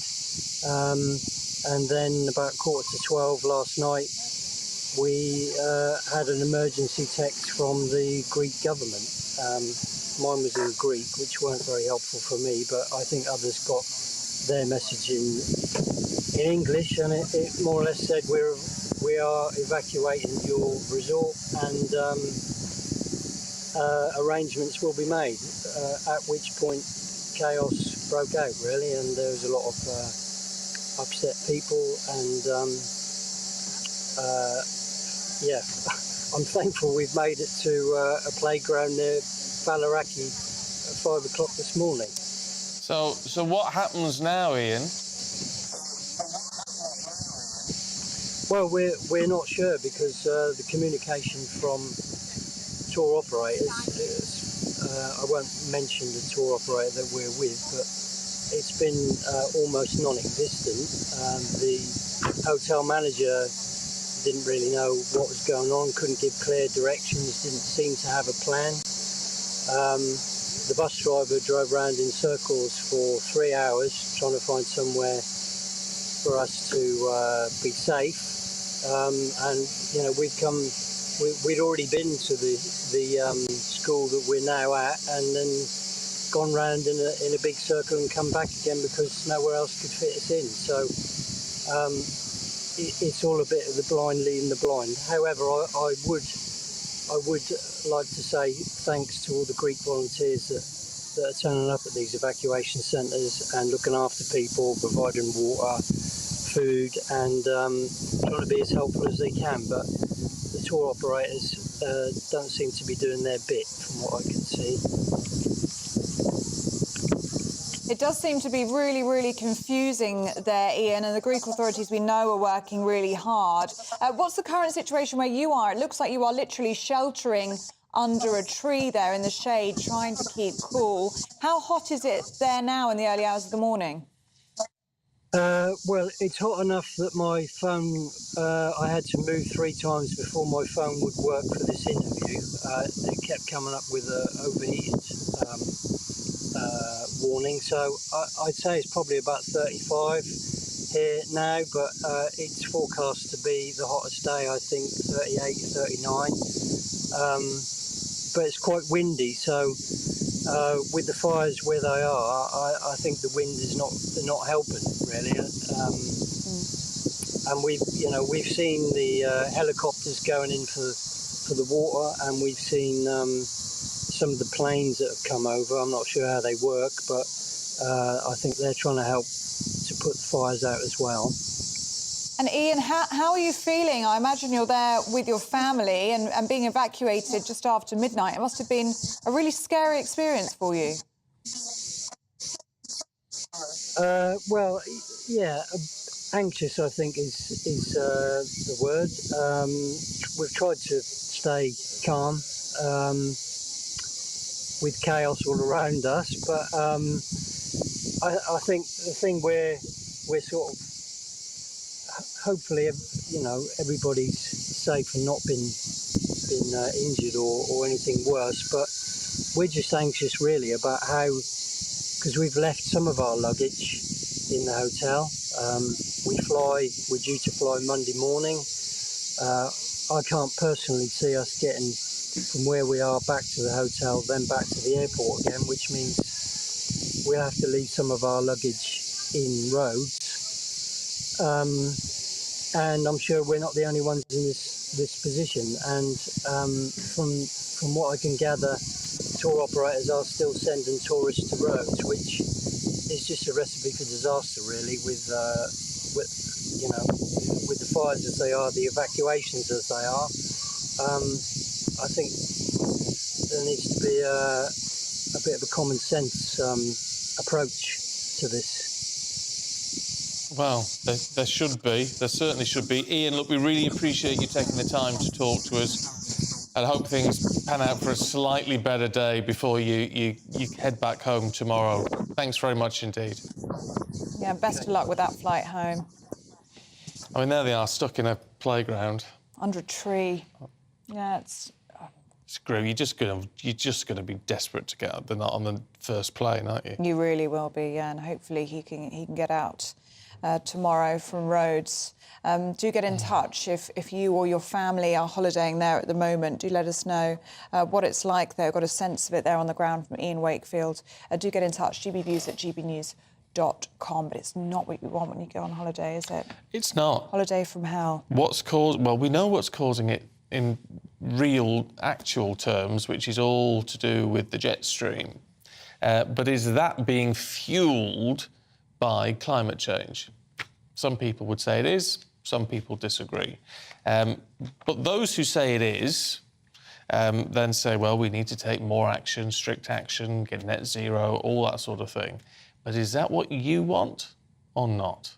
Because Michael Gove, he's the first member of the Cabinet who's now come forward and said, do you know what, there needs to be a relaxation of our net zero measures. And he's really warned against treating the environment like a religious crusade. Yes, in today's Telegraph, the Levelling Up Secretary said that inflexible rules led to inevitable backlash. This comes after the Tories' surprise by-election victory in Uxbridge, where ULEZ was successfully weaponised against Labour. Well, let's talk to Michael Gove's former special advisor, Charlie Rowley, a man who knows the man very well. I'm intrigued by this. Look, Michael Gove speaks his mind. He's been known to do it in the past, but he was Environment Secretary when the net zero measures were all put in place. So why do you think, realistically, he's changed his mind on this? Well, I don't think it's a case of changing your mind. I think it's just being realistic and open to the challenges that we all face. So ULEZ is clearly an issue with people in not just Uxbridge, but everybody outside of London, because it's a policy that is based on data and a consultation that is slightly botched, I would argue, that hasn't had the consent from people in or outside of London, people that have to pay now £12.50 to come into London, who are relying on their vehicles for work. And this is being implemented in short order on the 29th of August. Now, that is clearly something that's coming in too fast, too soon, and too much for people, particularly when you're dealing with the backdrop of the economic climate that we face. So I think what there has to be, and Keir Starmer was absolutely right in what he said in Nottingham earlier on yesterday, to say that if it's a policy that's plastered on every Tory leaflet, then they have to adapt to the policies. And I think it's just making sure that you have coherent policies that deals with the environment, that deals with tackling the climate change issues that we face in a sustainable and pragmatic and a way in which everybody can get behind in a sustainable time as well. But effectively what it's saying is surely in a way that people can afford.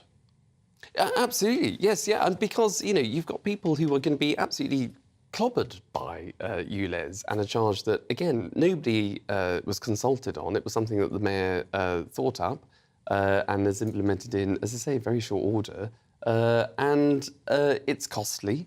But I don't think anybody has anything against policies that deal with climate change, that make things more energy efficient, but it has to come in a time that is acceptable. And ULEZ clearly was something that the people in Uxbridge and South Ruislip rejected. And they will have learnt lessons, or the Tories would like to think they've learnt lessons from what happened in Uxbridge, looking ahead to the general election. They know that they hung on to that, really, because of those costly green schemes, and they will want that to be brought forward to the next general election, won't they? They'll be considering that. I think so. I think, look, people in this country, I think, are very well aware of the environmental long-term causes that we have to deal with, because you don't want to pass on a country, or you don't want to pass on a world to your next generation that you leave behind in a worse state. So people are on board with environmental policies that cut emissions, that make things more environmentally sustainable for the future. But what people don't appreciate, and I can understand, and I think what is absolutely right, is when policies are just put upon people, whether it's landlords, whether it's car owners, whether it's drivers, whether it's ordinary workers, anybody, where you're just slapped with a cost or a fine or anything that's additional to your outgoing payments or anything that is untoward, without any kind of consultation, without any time to bring things in, where you all of a sudden have to give up your vehicle. This is what ULEZ is all about. You have to give up your vehicle in short order without any kind of consultation or any kind of But this is, all right, and this applies to ULEZ, and that's obviously being implemented in other parts of the country as well. But for the rest of us, I think you make a very good point. But then we've had, in terms of net zero nationwide, it's absolutely run away with itself, hasn't it? And I'm making no sort of call on whether it's a good thing or a bad thing. But, getting rid of petrol and diesel cars in just over 6 years, or the new sale of such, heat pumps instead of boilers are going to have to be put in. All the new regulations on flats that are let out and things on these regulations. I mean, we don't know anything about all of this. I don't know anything about when I'm meant to get a heat pump or how much it costs, or what I do about a car if it can't do what I need it to do. It's literally been slapped on us. So in that sense, Michael Gove is thinking again, is he, and saying, actually, people haven't had a say in any of this. Well, I think that's absolutely right, and it's the time to maybe pause and reflect on some of these policies. So the heat pumps, exactly as you were saying. So if you've got a house and you're about to let it out as a landlord, and obviously you want to become a more energy-efficient home, having a heat pump is something that you would consider to make sure that your home is more energy efficient, and if you let it out, that's one thing. But what you don't want to do is to stifle the rental market. You don't want to then, if you're a landlord, to say, well, actually, that's far too difficult, so I'm not going to adhere to any of those policies. In fact, I'm just not going to let that room out, and I'm not going to rent out, and therefore you stifle the housing market, and so you have a detrimental effect on the broader policies and the broader issues that we have in society just because of environmental concerns. What we need to do is make sure that you have the answers to the mainstream questions of renting and having more homes and more rooms available for people that want to rent and people that want to buy. to make sure that we solve the housing crisis, of which there is, but that shouldn't come at a detrimental concern just to environmental policies. So it's making sure that you get the balance between environmental concerns and being pro-environment and net zero, as well as making sure that you're answering the big questions of the day. Do you think that treating the cause of the environment, do you think it has become a religious crusade? Do you agree with that comment, Michael Gove? I would never disagree with Michael. I think he's brilliant. I think it's a frustrating topic because I think everybody actually will have concerns about the environment. We will all do our bit to protect the environment. Nobody is against that. We will all recycle. We'll all turn the engines off. We'll all turn the heating down whenever we need to, just to save energy. We will all do our bit because we know the problems that has in the long term. But I don't think it's necessarily a crusade. But when you have, on the other hand, the extremes of just stop oil and the crackpots that will disrupt all of our lives, that will stop traffic and stop ambulances getting to hospitals, that will stop pregnant women that I've heard about this morning trying to get to the hospital to give birth. These people are extremists. And when you see that, of course, you have a knee-jerk reaction to repel against some of these environmentalists. But that's because of the extreme action that they're taking, not because you're against doing the right thing and doing your bit to protect the environment. So there's two different things. But I think the way in which Just Stop Oil and the environment has sort of gripped the headlines over so many weeks and months has caused a bit of a knee-jerk reaction to people who are suffering from the cost of living. And it has become more of a mainstream topic rather than the issues of the day, so schools, hospitals, again, the cost of living, just people's income and how people can get on in life and an opportunity that there is to... That becomes a disconnect in some respects. So I don't think it's a crusade, but I do think that there is an opportunity, and there has to be a reset moment where we say, look, these are the real issues in society. These are the real issues that people are going to vote on in the next general election. That's the economy. It's just stopping the boats that come across the channel. It's about the NHS. It's about schools. It's about day-to-day issues. It's not about necessarily the environment, but we all have to do our bit to protect the environment for the long term. Charlie, good to see you. Thank you very much indeed. Your old boss on the front of lots of papers this morning. Here he's on the Telegraph this morning. Do us a favour. Send him a WhatsApp, would you? I will. Send him a WhatsApp, see if he'll come on. So we'd like to have a chat. I will. Yeah. Thanks, Charlie. What's wrong with me? Well, no, you as well. You can come on at the same time. But, we'd like to hear it from the horse's mouth. Charlie, you know we love you. See if he'll pop on. Bob's been in touch. Oh, hi, Bob. Says, well said, Michael. Common sense at last. Keep fighting for ordinary people regarding net zero and for leaseholders, as you have been doing. Yeah, oh well. Bob's a fan of Michael Gove. There you go. I do think slowing some of it down is not... It's like the big thing for me is heat pumps. Everyone suddenly, like 12 months ago, was talking about heat pumps. I don't really know what a heat pump is, but apparently we've all got to get one at some point. Well, I worry about landlords. I mean, we've got a shortage of housing in this country, and then you've got these thresholds, these green thresholds to meet by 2028, or you can't rent out your homes. So we're going to have people who can't rent. Yeah, well, can't find a room, lot of can't it's find a coming in house. earlier than that. Earlier than that, exactly. ECPs or whatever they're called. Yeah. It's now you can do it at a level D, but it's going to go up to level C. Yeah. Which may mean a whole lot of people are going to have to put new windows in and things. So it costs thousands. So they're just you're not going to do it, are you? You're just going to sell the house to a price. It's just... Anyway, let us know if you've got a view on that. gbviews@gbnews.com. Now, it's only a matter of time before we lose our homes. That's according to residents from Hemsey in Norfolk, as fears continue to grow over rapid coastal erosion. Yeah, over the years, the coastline of the village has been slowly disappearing as more bouts of cliff erosion claim more of the marrams. Well, this year, several homes have already been demolished after residents were served Section 77 notices by Great Yarmouth Borough Council due to fears that their homes would fall into the sea. Well, our national reporter, Theo Chikomba, has been digging into this one. It's brought people much closer. We've now got a real fighting spirit. Everyone now knows what we have to do. We need to raise funds to protect the coastline, and everyone's going to work together and pull together to do that. We need help. That's the message from residents here in Hemsby. For years, the coastline has been eroding. Now they say they've reached crisis point. Lorna is the landlady at the Lake and Arms pub, which is now several hundred yards from the beach. She's one of many asking those in power to step in before it's too late.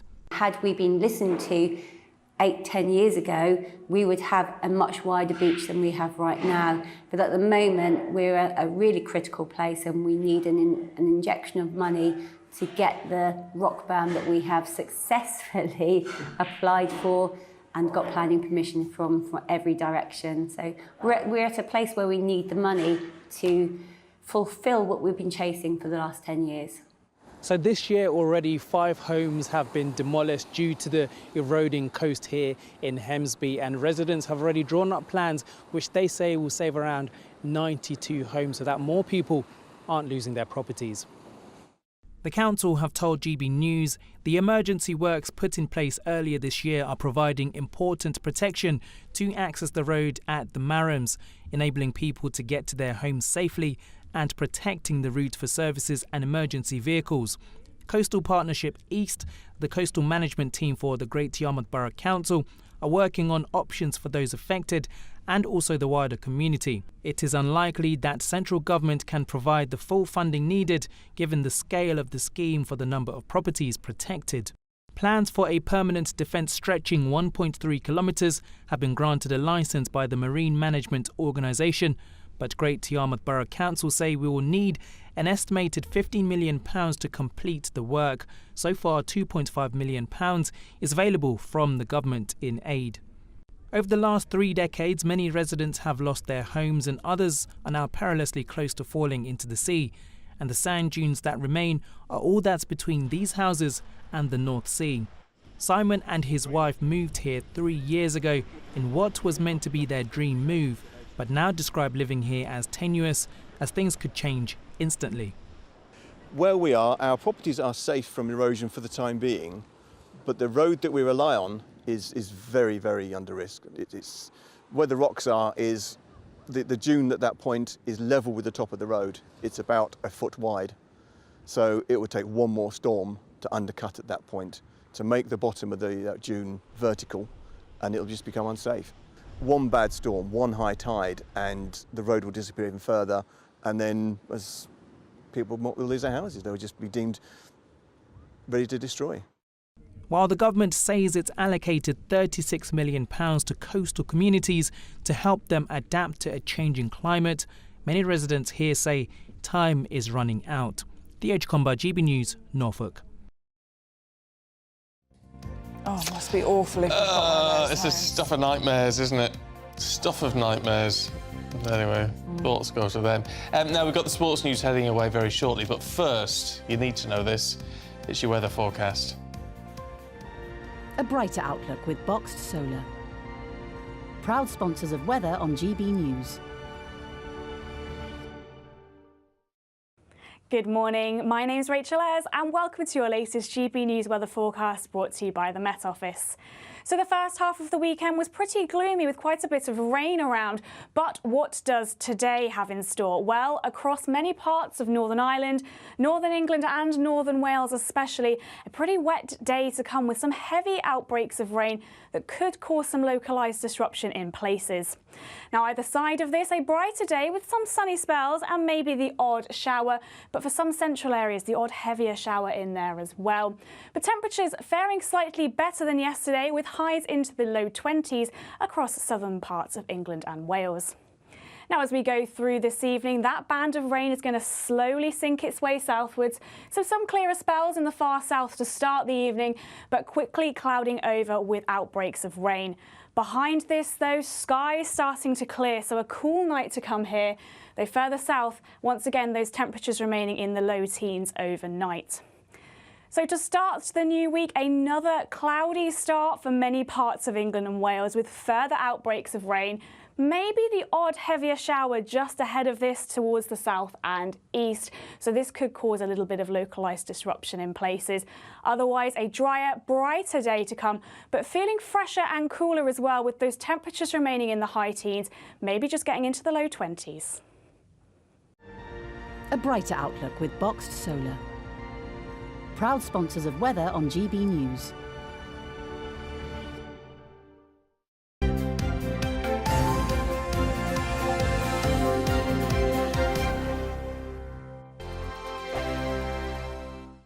What you get for breakfast is something that, if we do our jobs right, you will wake up to news that you didn't know the night before. It's a conversation. It's not just me and Eamon. We want to get to know you, and we want you to get to know us.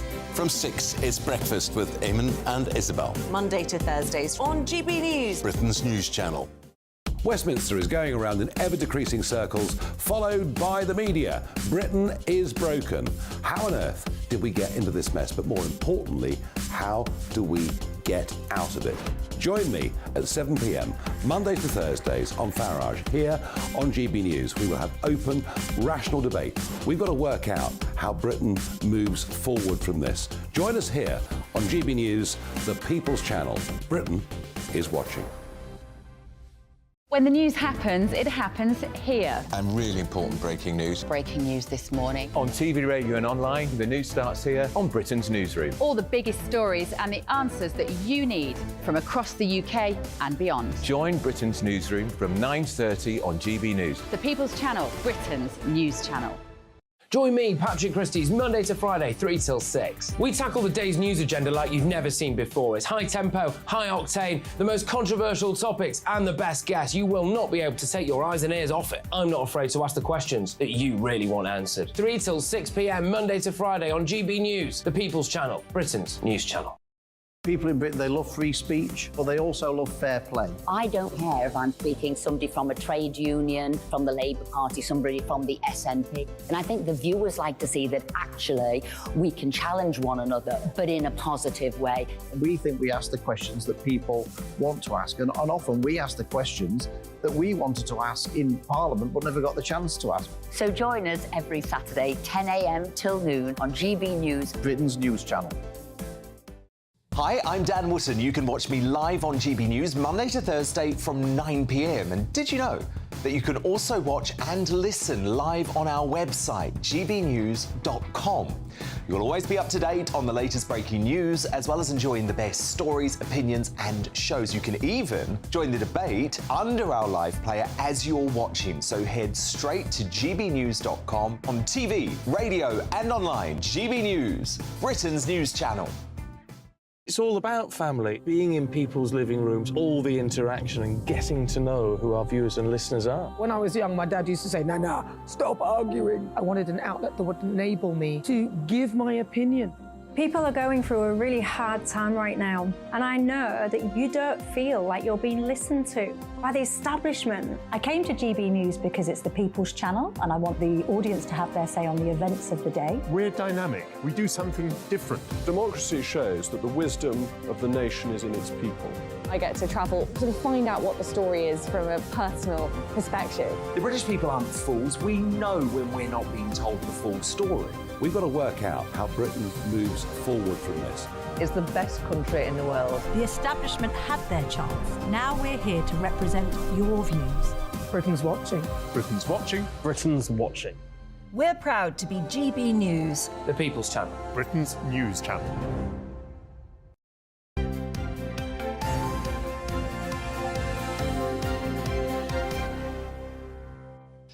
7:29. How's my hair? Looks good. Yeah, the fringe just needed a little cut. She's just been tweaking it in the break. I slept through my hair appointment on Thursday, so it's why it's getting a bit long. Have you rescheduled? Hair appointment. It sounds posh. These things are important. Oh yeah, in this business. No, you look lovely. Because I've got to look good because Aidan McGee's here and he's always like. I didn't have my haircut on Friday because you know why? I had a spot in my head and I was worried that the yes, all right, yeah, all right. It's too early for that. Sorry. Grief. Do apologise. Let's go to a break, shouldn't we? Sorry for eating your Weetabix right now. I was worried the clippers would hurt it. Yeah, hurt it. All right, yeah. That's all. Love me, Nick. Now, go on, cricket. Yeah, look, we didn't expect to see any play yesterday. I mean, we didn't think we'd see any play at all. The only prospects we thought would maybe be at 4 o'clock. But we saw some an hour and a quarter earlier than that, at 1:45. We got 30 overs. England did all right. They removed Marnus Labuschagne, who's always a problem, or usually anyway. I mean, he got to 100 yesterday, or 113, I think it was. and that was a problem for England. But they didn't get enough play in yesterday, and so we go into day 5, and it's going to be crucial today, Stephen, because if England were to get over the line and get the win, then I think psychologically, and this is certainly what the former England captain, Michael Vaughan, the guy who led England to an Ashes victory in 2005 after 18 years of not winning it, he thinks that psychologically that would be absolutely crucial if England could get the 2-2 today. And he said there's no doubt that given the psychological state Australia would be in at the Oval in the 5th Test, England would go ahead and win it. But yesterday, not quite enough cricket played. And it brings us to today where we're just not sure how much we're going to see. There's 95% chance of rain. If there's no rain, if there's no play at all, then that means Australia forced the draw. And if they force the draw, that means they keep the urn, they keep the Ashes. So that's it then. Done and dusted. Yeah, they'll still go. They'll still play out the 5th Test. There don't be anything riding on it, and it will be such a shame, such an anti-climax. Given this has been a thrilling series. It's thrown up stories at every single turn. It's been taken around the country as it normally is. That's a great thing. About the whole Bazball. You still want Baz out?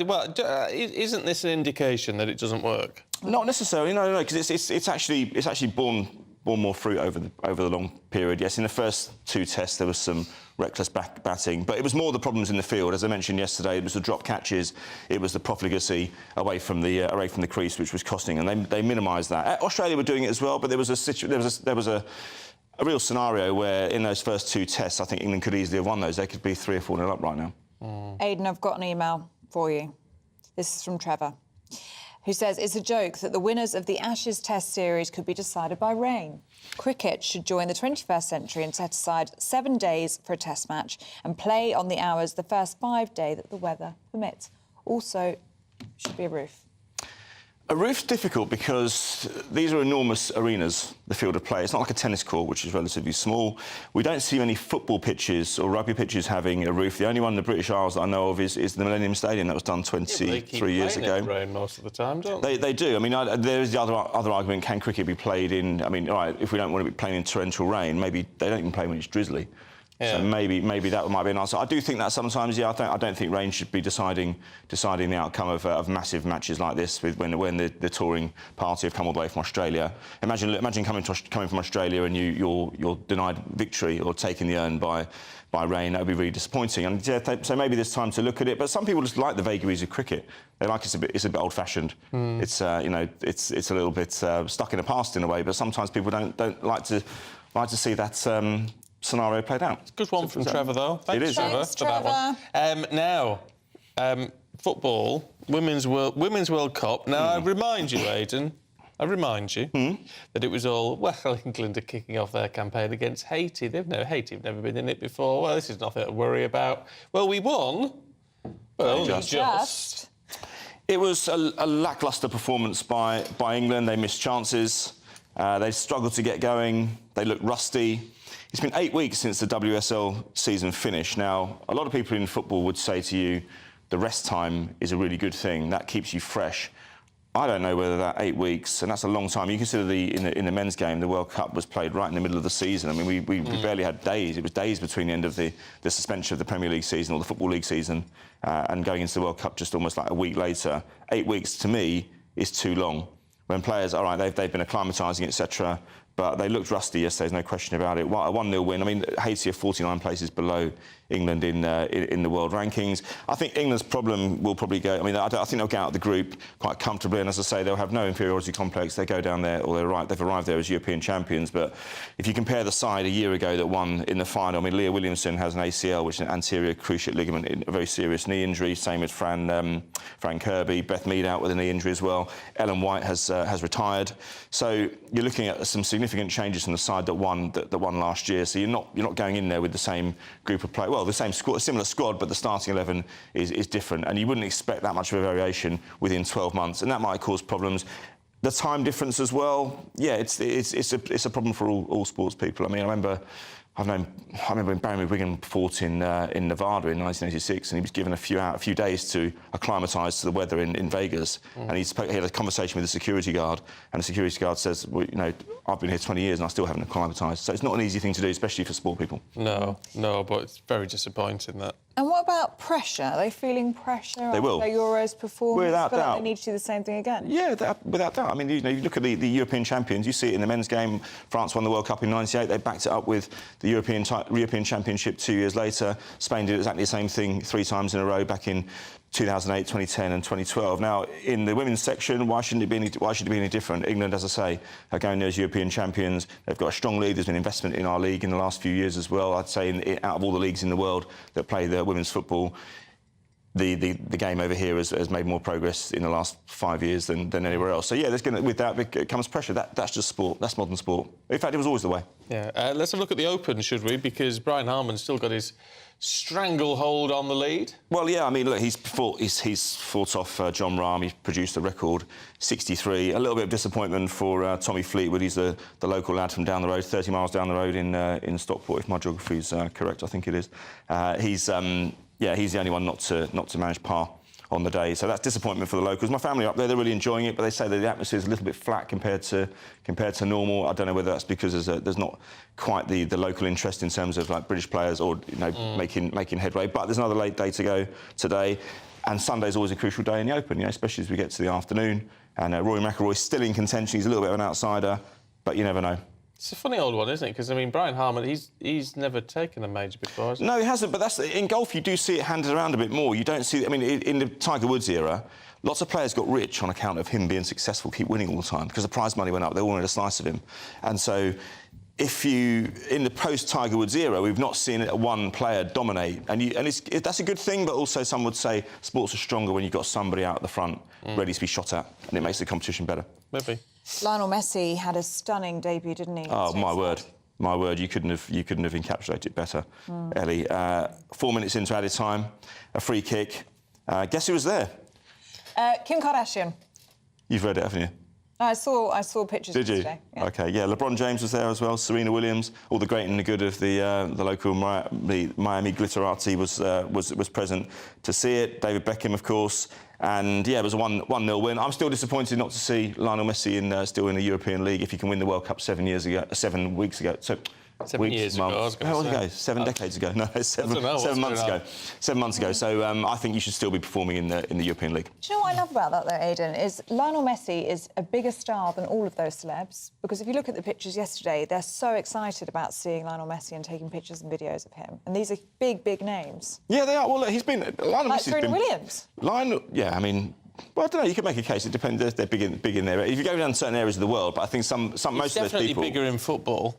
Well, yes. Most of those people you mentioned, though, they transcend their discipline, don't they? Oh. People know LeBron James outside of basketball. Kim Kardashian is known everywhere else. So what's she known for? Sorry? She's just known for being followed around by a camera, isn't she? She's an entrepreneur now, Oh, is Stephen. she? She is. I'm sure she's extremely talented. Extremely. We've got to leave it there, Aidan, sadly. Right. But we'll catch you a little bit later on. Absolutely. Thank you. Now, stay with us. Up next, we're going to have all the news and views from Sunday's newspapers. This is GB News.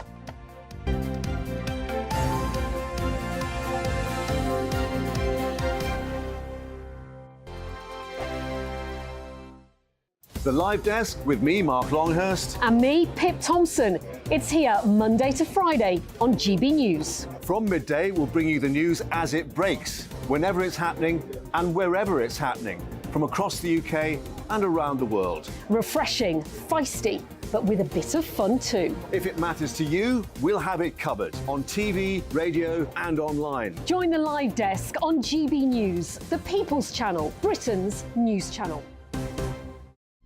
Weeknights on GB News from 6 p.m. You'll always get drama. Please stop, Michelle. I know, yeah. Please stop. Should I just shut up? Romance. You like me, I like you. There you go. There you are. Well, don't tell anybody.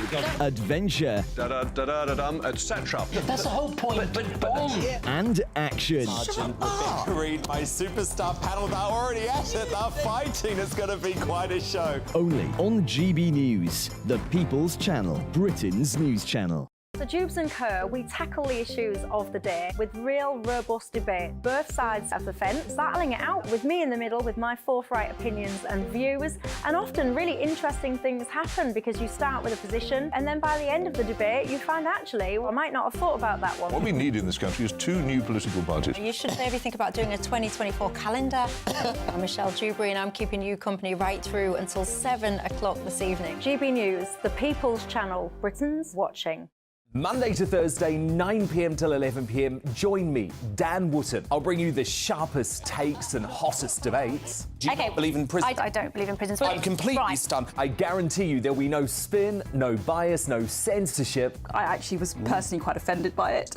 And no reason to go to bed. So I guess they've always been quite woke. That's Dan Wootton tonight on TV, radio and online. Monday to Thursday from 9 p.m. till 11 p.m. on GB News. The People's Channel, Britain's news channel. In a world of dull and predictable radio and TV shows. Oh, hi. On Mark Dolan tonight, we've got big guests. We drill into the big stories of the day. The show adds up to a brilliant listening and viewing experience. Mark Dolan Tonight is the most entertaining current affairs show ever, and that's a fact. That's Mark Dolan Tonight, Friday, Saturday and Sunday from 9. Only on GB News, Britain's news channel. Like all families, we have arguments every now and then, but actually we agree on what the mission of GB News is, and that's the most fundamentally important thing. GB News provides the kind of platform that lets all voices be heard. We don't hold back. We're free to say what we really think. Just because some people who live in a tiny little Westminster bubble think that their particular story is important, that's not the most important story for me. And often there will be difficult stories, stories that you won't find on the establishment media. Because what people think in the north of England may be very different to what they're thinking in the home counties. We're going to carry on telling the world what life is really like for households up and down the UK. We love to be in your car, in your kitchen as you're having your breakfast. Whatever you're doing, you are part of the show. If it matters to you, it matters to us. Britain's watching. Britain's watching. Britain's watching. We're proud to be GB News. The People's Channel, Britain's news channel.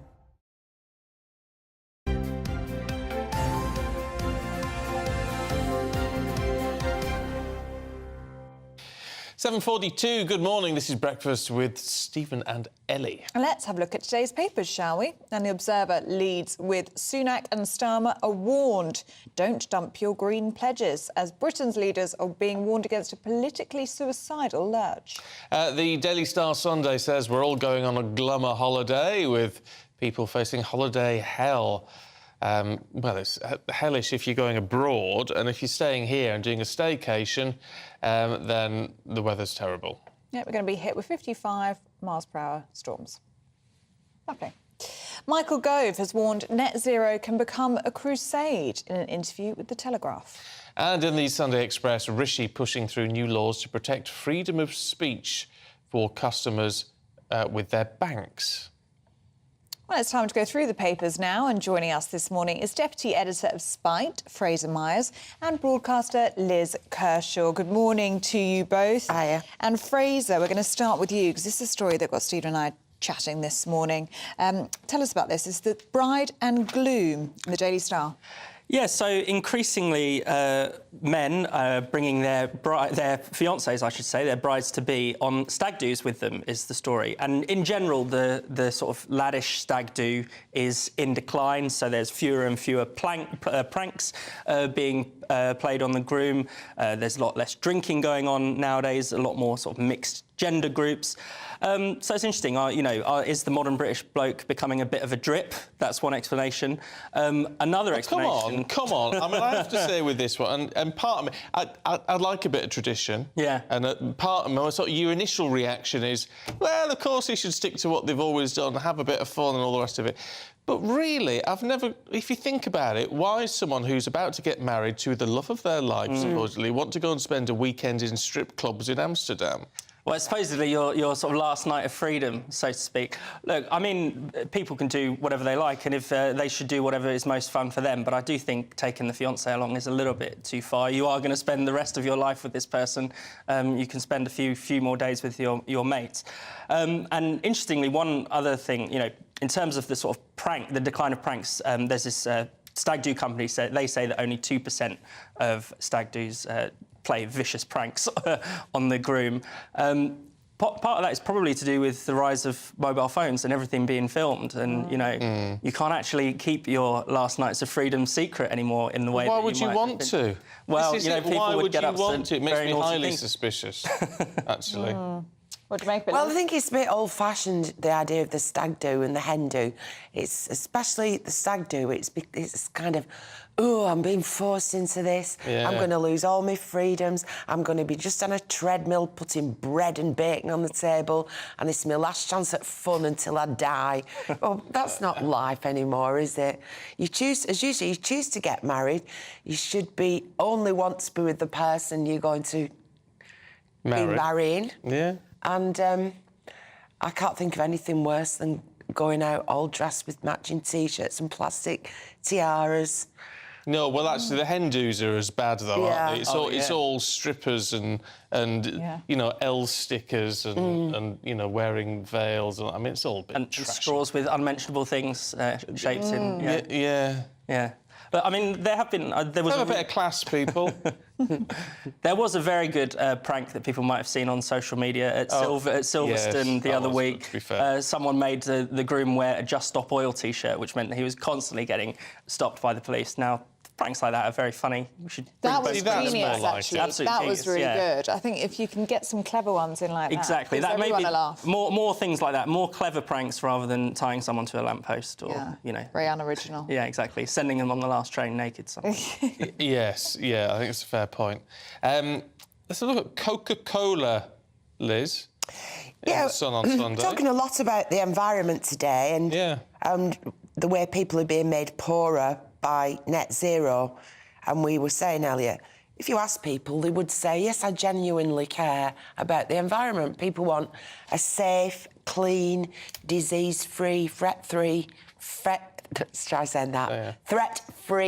place to live their lives. And, I mean, I am a very, very keen recycler. You do it with gusto. I do it. I sort it all out. I put it into the different containers, put my bins out every week. And I think where I live, in Northamptonshire, it's an excellent scheme. Where I've got a holiday home in Kent, where beaches are affected by plastic, incidentally, Kent County Council does not recycle plastic. It's unbelievable.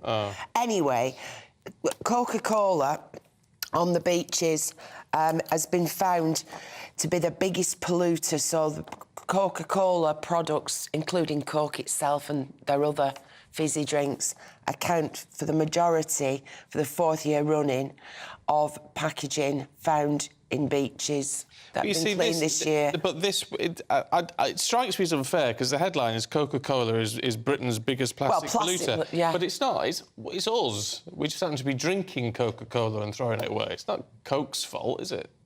Is it? Yeah.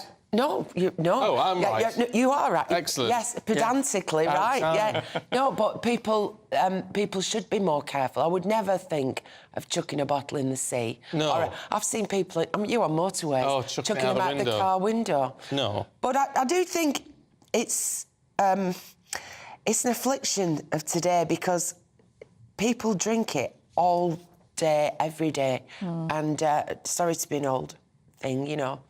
65 next Sunday, pays to advertise. But we got a bottle of pop as a real treat. Yeah. And my grandma and granddad had a pub, so it was there all on the shelves. But occasionally we'd be able to sit outside on a bench in the sun and have a bottle of pop and a bag of crisps. Pop was a real... Well, I don't object to it being more commonplace. Well, it's really bad for you. But it's things like, you know, we had the pop man. Yeah, came round with his big bottles. The pop man came around with his van. Yeah. Well, look at her face. Like a milk van. And he had big demijohns, weren't they, with the big big glass bottles with a ringlet and a stopper in, or you could buy smaller bottles. And then you rinsed them out, and when he came round the next Monday, you gave the bottles back. Old glass bottles. Marsh's Sass we used to get like that. Yeah. Well, it might have to go back to that then. But you see, listen, that way you don't get any pollution. No. But also, when you wanted a drink, if you were out and you wanted a drink, you went into a cafe and you sat there and your mum and dad had a cup of tea or coffee, if you were dead sophisticated, and you might get a glass of milk. Or remember the orange things with the plastic orange balls going round and with orange cordial on the counter? No. Anyway, you did not walk round with a drink in your hand. No. It was considered extremely rude to eat or drink in the street.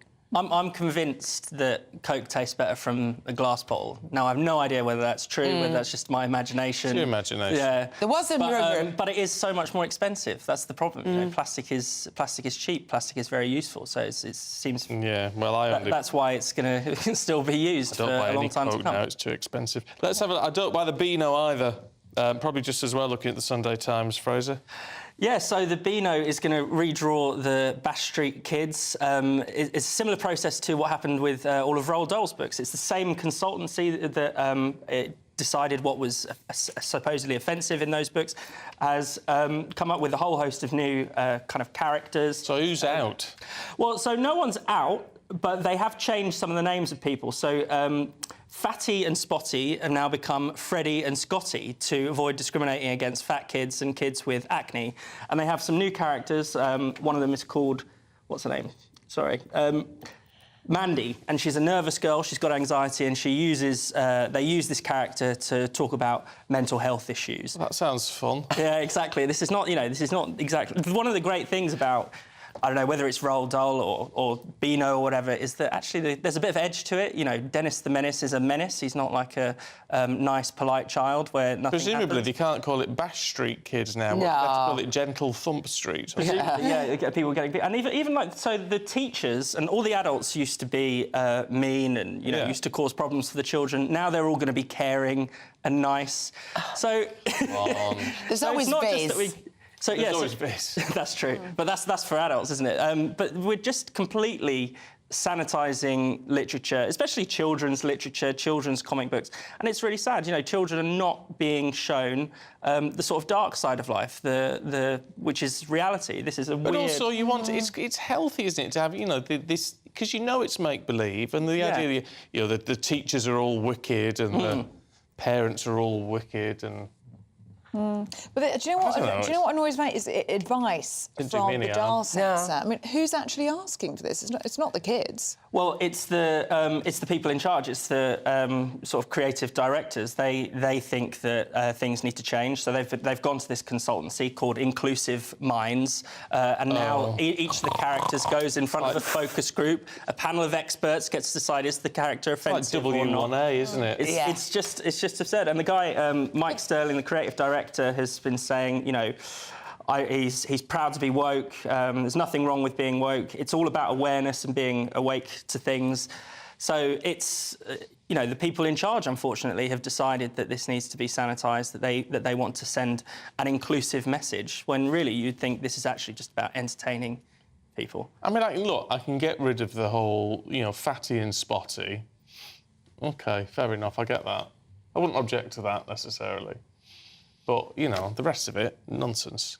Everyone has to be kind to each other. What was he called? Plug? Yeah. Called Plug with the big ears. What about Minnie the Minx? She didn't make me a naughty girl just because I read that strip. Minnie the Minx, no. But I've got another story, perhaps in the next segment, about the way that advertisers are pulling the strings. So maybe the editorial people at Beano are having pressure put upon them by the advertisers. And I'll bring that up next time. Well, that makes sense, because it's not from the readership, is it? We've got 30 seconds, Liz. Tell us about Sir Tom Jones. Yeah, well, talking of influence as a kid, I remember when we were at school and we'd just done our O-levels, and there was a nearby pub that didn't really check your age, and we used to go in there on special occasions. And this really quiet lad stood up one night, and he wouldn't say boo to a goose, and he belted out Delilah. And he's been happily married to his girlfriend from school for 40-odd years now. Delilah being a story of everyday domestic violence, as is Maria, Tony Christie. They tried to ban it at the rugby in Wales, and basically Tom Jones, who had a hit with Delilah, is saying, no, I'm not being funny or nothing, but I'm going to carry on singing it, and good. Refusing to be cancelled. Yeah. Yeah, quite right too. Liz, Fraser, thanks very much indeed. See you later on. Thank you. Let's see what the weather's going to do for you today. That warm feeling inside. From Boxed Boilers, proud sponsors of weather on GB News. Good morning, my name's Rachel Ayres and welcome to your latest GB News weather forecast brought to you by the Met Office. So the first half of the weekend was pretty gloomy with quite a bit of rain around, but what does today have in store? Well, across many parts of Northern Ireland, Northern England and Northern Wales especially, a pretty wet day to come with some heavy outbreaks of rain that could cause some localised disruption in places. Now either side of this, a brighter day with some sunny spells and maybe the odd shower, but for some central areas, the odd heavier shower in there as well. But temperatures faring slightly better than yesterday with highs into the low 20s across southern parts of England and Wales. Now, as we go through this evening, that band of rain is going to slowly sink its way southwards. So some clearer spells in the far south to start the evening, but quickly clouding over with outbreaks of rain. Behind this, though, sky is starting to clear, so a cool night to come here. Though further south, once again, those temperatures remaining in the low teens overnight. So to start the new week, another cloudy start for many parts of England and Wales with further outbreaks of rain. Maybe the odd heavier shower just ahead of this towards the south and east. So this could cause a little bit of localised disruption in places. Otherwise, a drier, brighter day to come, but feeling fresher and cooler as well with those temperatures remaining in the high teens, maybe just getting into the low 20s. That warm feeling inside. From Boxed Boilers, proud sponsors of weather on GB News.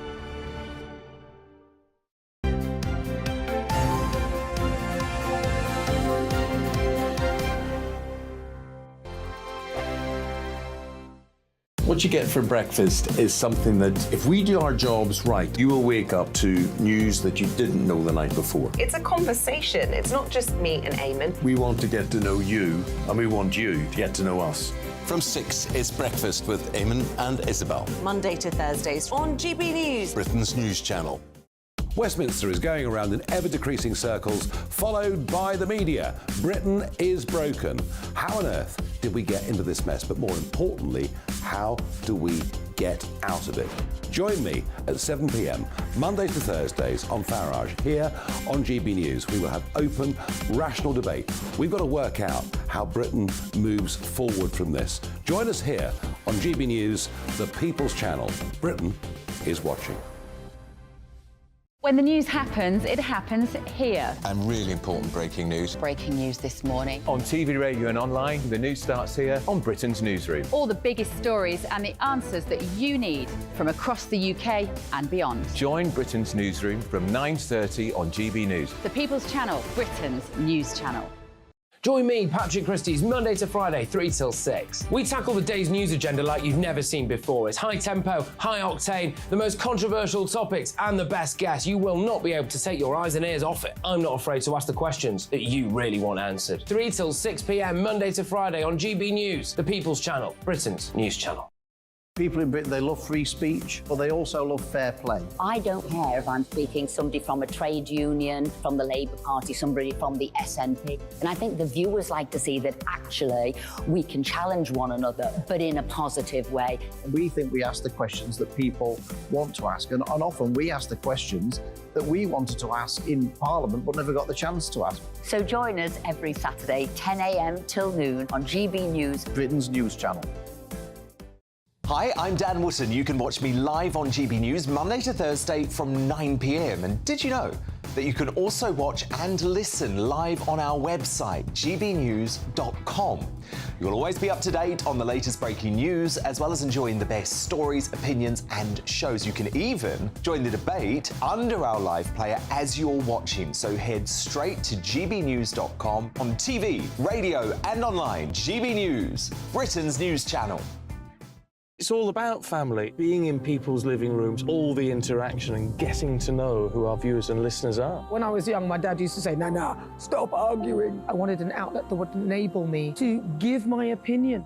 People are going through a really hard time right now, and I know that you don't feel like you're being listened to by the establishment. I came to GB News because it's the People's Channel, and I want the audience to have their say on the events of the day. We're dynamic. We do something different. Democracy shows that the wisdom of the nation is in its people.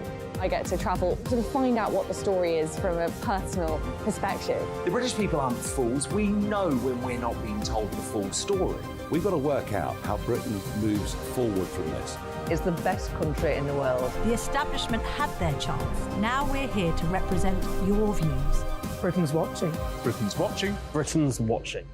We're proud to be GB News. The People's Channel. Britain's news channel.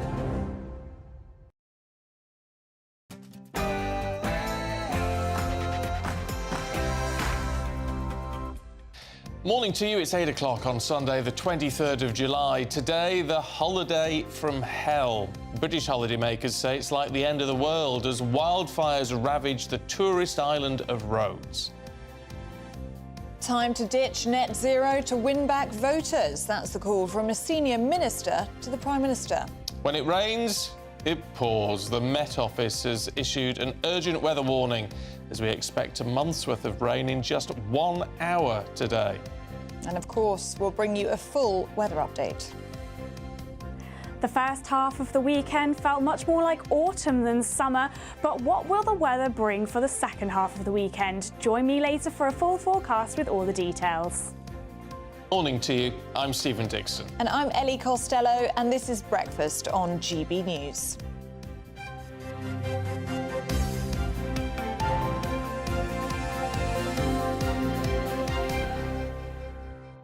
I'm a little bit stumped sometimes I'm a bit stumped by views. Tell me. We were talking earlier on about this, and we'll talk to Charlie Rowley in a minute, but all about, you know, the ditching net zero and all these sort of things, but not ditching it, but delaying it, right?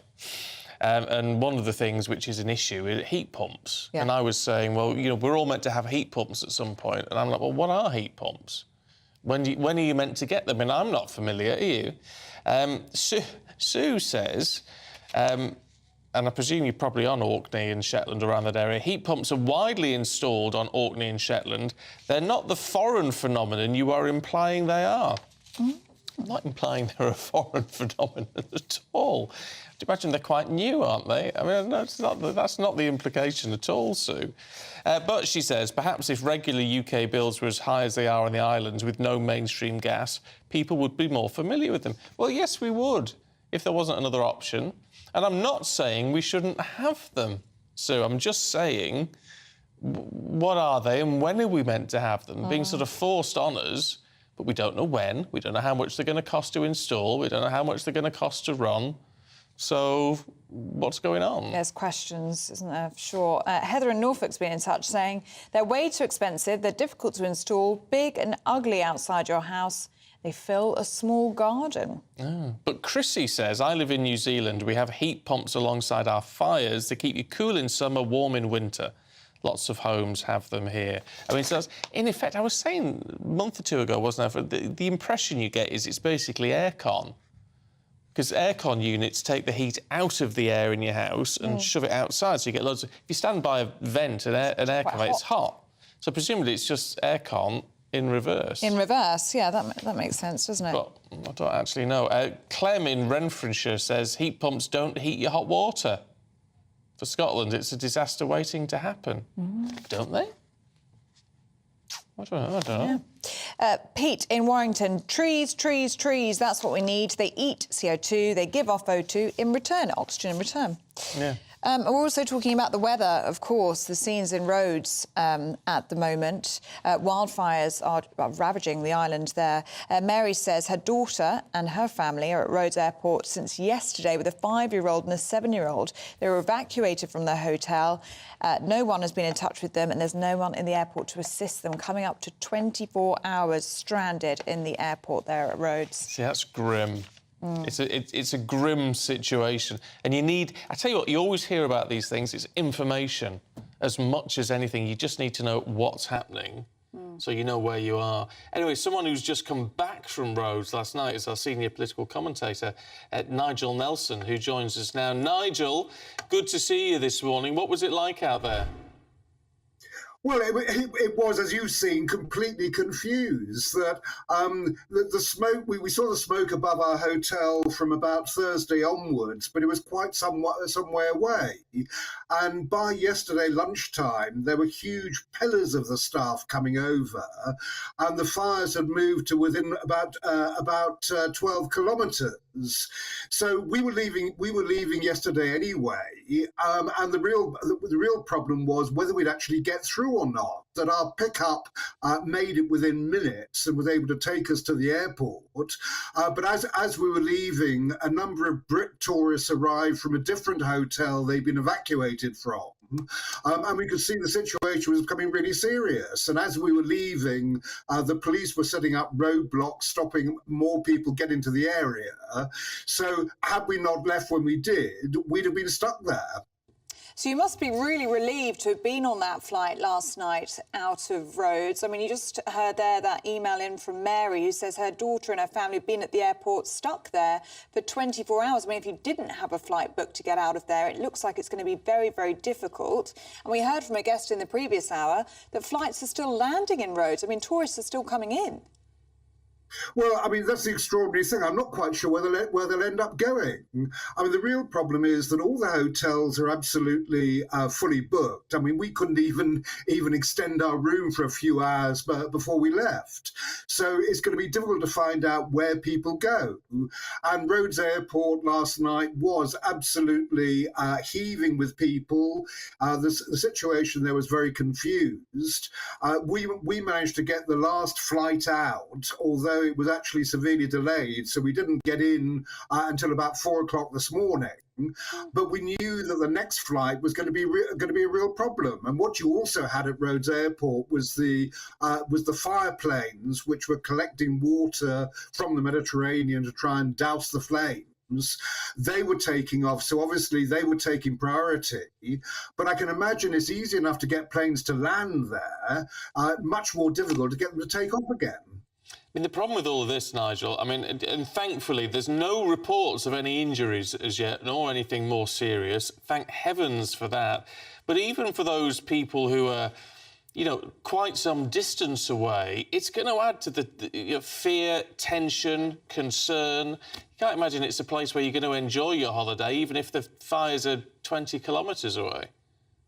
No, that's absolutely right. You're not. I mean, at the airport, we met a German family whose hotel had caught fire.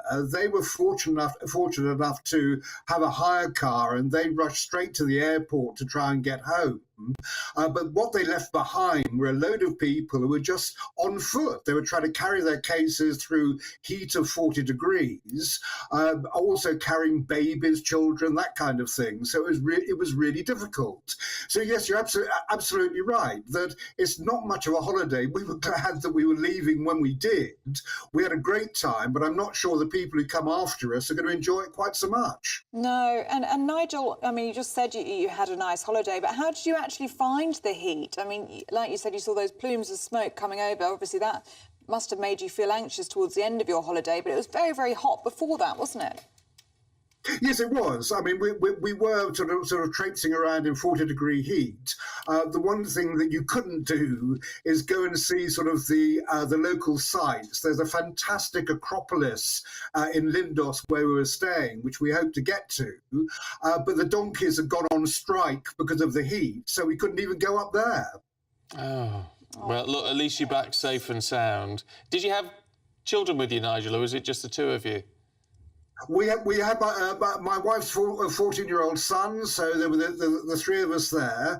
As I say, that we all had a great time. It's just going to be very difficult from now on. It only became really worrying, I think, at about lunchtime yesterday when we saw these huge columns of smoke moving towards us. And that was the point we're thinking, right, we've got to be prepared to get out of here as quickly as possible. And as evacuees arrived, they were also terribly confused. So I've no idea what would have happened to them, because our hotel has now been evacuated. So those evacuees were evacuated for a second time with it. Oh, heck. Well, Okay. Nigel, it does feel like you got out at just the right time. Very glad that you're back, all three of you, safely. And our thoughts, of course, with people who are still in Rhodes trying to be evacuated. And the residents of the island as well, who must be absolutely terrified. I mean, their homes and families and pets, the livelihoods, very, very difficult. Nigel, thank you so much. You should get to bed. Yes, go back to bed now. We're very appreciative of you getting up for us. Thank you so much. Oh, it's grim, isn't it? It is great. And as you quite rightly say, the people who live there, because obviously we focus on the tourists, but actually there's an awful lot of people live there, and, you know, they're not flying out or getting anywhere, are they? They've just got to sit there and watch it. They could be losing their homes and their businesses. It is really terrifying for them. But our previous guest in the last hour did say the Greek authorities are working really, really hard. We just need the travel companies to do the same. And I'm sure they're doing the best they can, because you would do. I mean, you just would do, surely. But the problem is, and certainly with Mary saying about Jet 2, is they're not getting information out, which has got to be a priority so that people just know what is going on. Yeah. But anyway, if you're affected by that, we'd love to hear from you. gbviews@gbnews.com. You or members of the family or friends or whatever, keep us up to date with what's going on with them. Now, it's been one heck of a week politically. It was actually a good week for Rishi Sunak, believe it or not, on a lot of actual political fronts. But then we had the 3 by-elections, of which the Tories lost 2 of the seats, but they retained 1, which was, frankly, a bit of a shocker. But one of the one that people are crowing about, the Labour Party's crowing about, Selby and Ainsty, where a huge Tory majority was overturned, as happened in Somerset and Frome as well, but that was for the Lib Dems. Is this the start of things to come? I mean, the Labour Party is going to be thinking so, but now this is a true blue seat with a young Labour MP sitting for them now. Let's talk to our political reporter, Catherine Forster, who's in Selby and Ainsty for us this morning. I mean, a heck of a week for the constituents there, Catherine. What are they making of all of this? What have you managed to glean? Well, a mixed reaction, really. Obviously, a huge number of people very fed up with the Conservatives, and that's why we had this huge win here in Selby and Ainsty, where Labour overturned a majority of 20,000. That's the biggest Conservative to Labour swing in a by-election since the Second World War. But the turnout was very low, only about 44%, as opposed to 72% in the general election. So they think that about 20,000 Conservative voters basically just sat at home and didn't vote. Now, obviously, that's partly because of recent performance of the Conservative Party, the state of the economy. It's also, I think, real unhappiness here with Nigel Adams, who was the previous MP. He was, of course, a great ally of Boris Johnson, and he stood down basically when he didn't get his seat in the House of Lords. So a lot of unhappiness about that behaviour here, but also a feeling that it's time for a change, which, looking at the results here in Somerton and Frome, looking at the fact that Labour are 20 points ahead nationally, does seem to be a general mood across the country, and especially at a time of a cost of living crisis, pressure on public services, etc.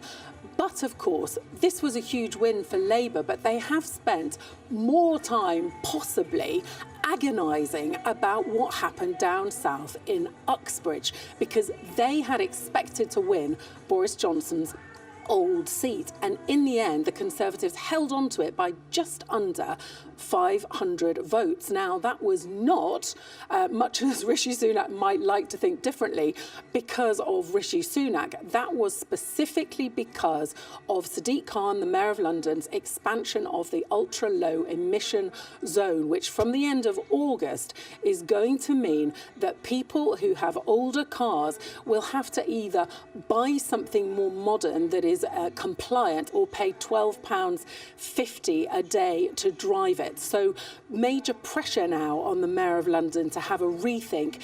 He is said to be in listening mode. He's said to be reviewing the policy, but it kicks in at the end of August. So let's see what happens. There is a legal challenge to this as well. And Labour now worried that if this goes ahead, it could cost them an awful lot of votes. OK, Catherine, for now, thanks very much. Now, Michael Gove has called for a relaxation of net zero measures and warned against treating the environment like a religious crusade. Yeah, in the Sunday Telegraph, he said that inflexible rules lead to inevitable backlash. Now, this comes, of course, after that surprise win in Uxbridge, as Catherine was talking about, where it was very much ULEZ being weaponised, you know, a Labour mayor's policy being weaponised against the Labour Party. Well, we're joined now in the studio by Charlie Rowley, former Special Advisor to Michael Gove. Good to see you, Charlie. Good morning. And this intervention by Michael Gove is particularly significant, isn't it? Because he stood as, well, he was Environment Secretary under Theresa May. He was a champion, really, of net zero, and now he's saying, whoa, whoa, whoa, let's claw this back a little bit. We now are in a cost of living crisis.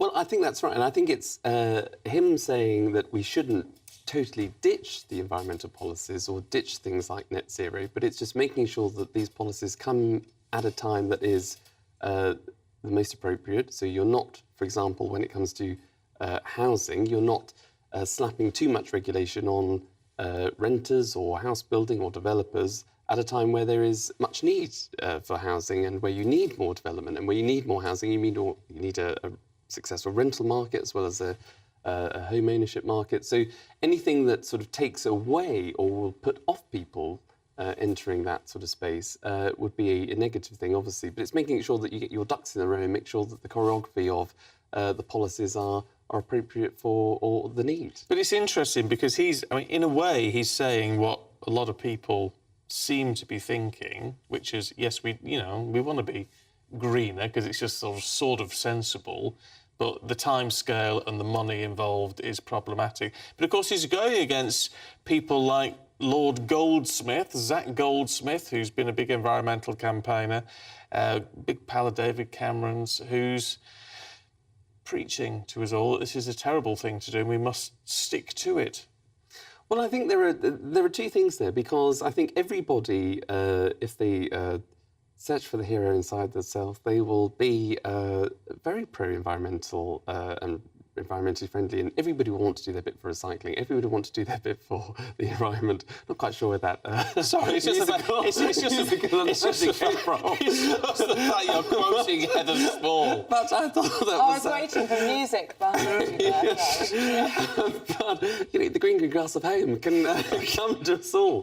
But it's about making sure that we have the environmental policies, and of course, there's a much younger generation of people that are very concerned about the environment. And of course, you don't want to lose those voters. And, there are lots of young people that do feel deserted by the main political parties at the minute because there aren't the policies there for them. So you can't just ditch the green stuff, as I think David Cameron once did say back in the day. So you've got to make sure that you have the policies there, but they have to be appropriate for you can only deal the cards that are in front of you. And where you've got a cost of living crisis, you've got to make sure that you are helping people when they need to be helped, and you're addressing the issues of the day.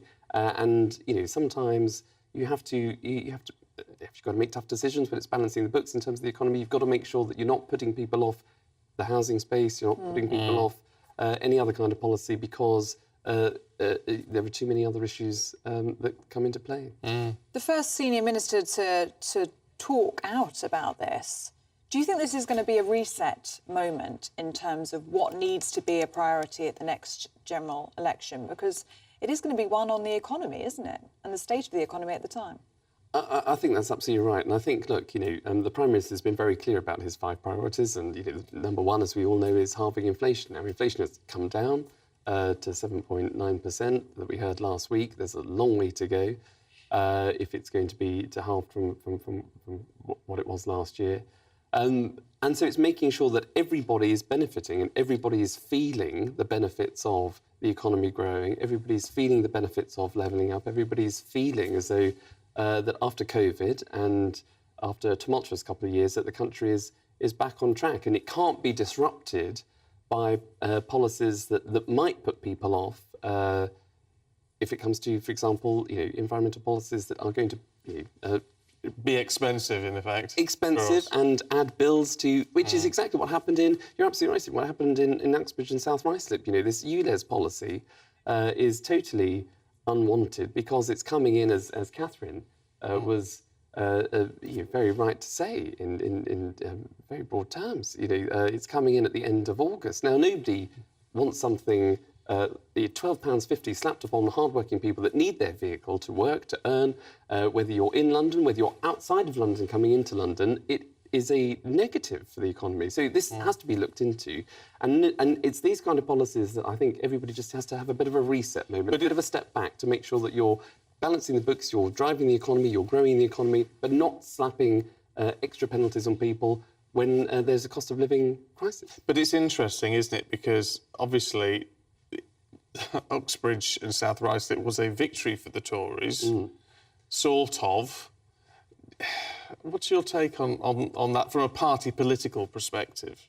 Well, it was a fascinating night, and I was up all night on Thursday, and I watched your brilliant breakfast programme on the Friday. Wouldn't miss it for the world. I wouldn't. Absolutely, nothing would stop me tuning in. But it was an interesting set of by-elections because, as Catherine absolutely rightly said, there were a lot of people that stayed at home that didn't vote, so the turnout was low. So you've got to take those figures into account. But what's fascinating about those by-elections is that in every area, people were voting against something. So it's absolutely right to say that in Uxbridge and South Ruislip, people were voting against ULEZ. They weren't necessarily voting for the Conservatives, and the whole campaign was voting against ULEZ, and that's why the Tories were successful. But people voted against the Conservatives in Somerton and Frome because they had a Conservative parliamentary MP, I should say, David Warburton, that had been absent for about 18 months because of the allegations of drug abuse and misconduct, who had not delivered for his constituents. Of course you're going to vote for change. And similarly in Selby and Ainsty, Nigel Adams, that left Parliament, was very close to Boris Johnson, wasn't going into the House of Lords, but the constituents there felt that he hadn't delivered for them and just walked away. And that's what made people sort of vote for change. So nobody was voting for something. I don't think in any area anybody was voting for hope, change or a new direction. Everybody was voting against something. So it's quite a negative set of by-elections. And I think that's something that we need to look out for. But the reality is, where there's so many people that stayed at home and there was such a low turnout, that makes me think that actually if you're not going to vote against the current government, and when it comes to by-elections, the sitting government doesn't do that well anyway, but when there was such a low turnout, when people do stay home and they weren't motivated to come out and vote in their drones against the Tories, it does make you think that maybe the general election is all to play for and the Conservative Party could do quite well. Well, we shall see. It's a nice attitude to have, because it means when we do come to cover the election, it makes it more interesting for us. It does, yeah. Frankly, if you don't think it's a done deal already. There you go. Charlie, good to see you this morning. Thank you very much indeed. Thank you. I searched for the hero inside myself. I can't believe I really enjoyed that, Charlie. Heather Small. I mean, why? Honestly, she could sue you for that. No, that was an advert. No. I probably earned her a bit more cash. Yeah, so probably has. Charlie, before we let you go, we're asking today, on a rainy day like we're seeing this weekend, what's your favourite thing to do? I like to bake. Or watch a film. Putting on the spot now. You like Netflix? Netflix. Okay. That's it. All right. Nothing with the Netflix.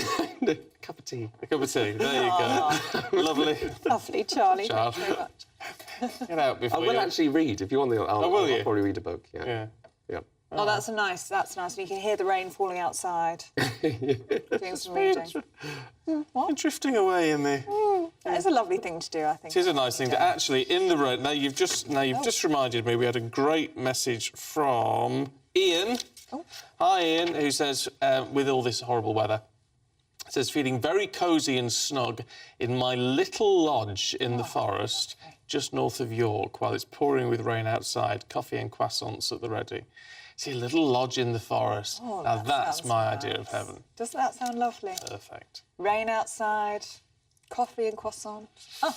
There you go. Lovely. Anyway, we'll go from that to the fabulous world of showbiz very shortly, because Stephanie Tetch is going to be here. With all the gossip. The temperature's rising. Boxed Solar, proud sponsors of weather on GB News. Good morning, my name's Rachel Ayres and welcome to your latest GB News weather forecast brought to you by the Met Office. So the first half of the weekend was pretty gloomy with quite a bit of rain around, but what does today have in store? Well, across many parts of Northern Ireland, Northern England and Northern Wales especially, a pretty wet day to come with some heavy outbreaks of rain that could cause some localised disruption in places. Now either side of this, a brighter day with some sunny spells and maybe the odd shower, but for some central areas the odd heavier shower in there as well. But temperatures faring slightly better than yesterday with highs into the low 20s across southern parts of England and Wales. Now, as we go through this evening, that band of rain is going to slowly sink its way southwards. So some clearer spells in the far south to start the evening, but quickly clouding over with outbreaks of rain. Behind this, though, skies starting to clear, so a cool night to come here.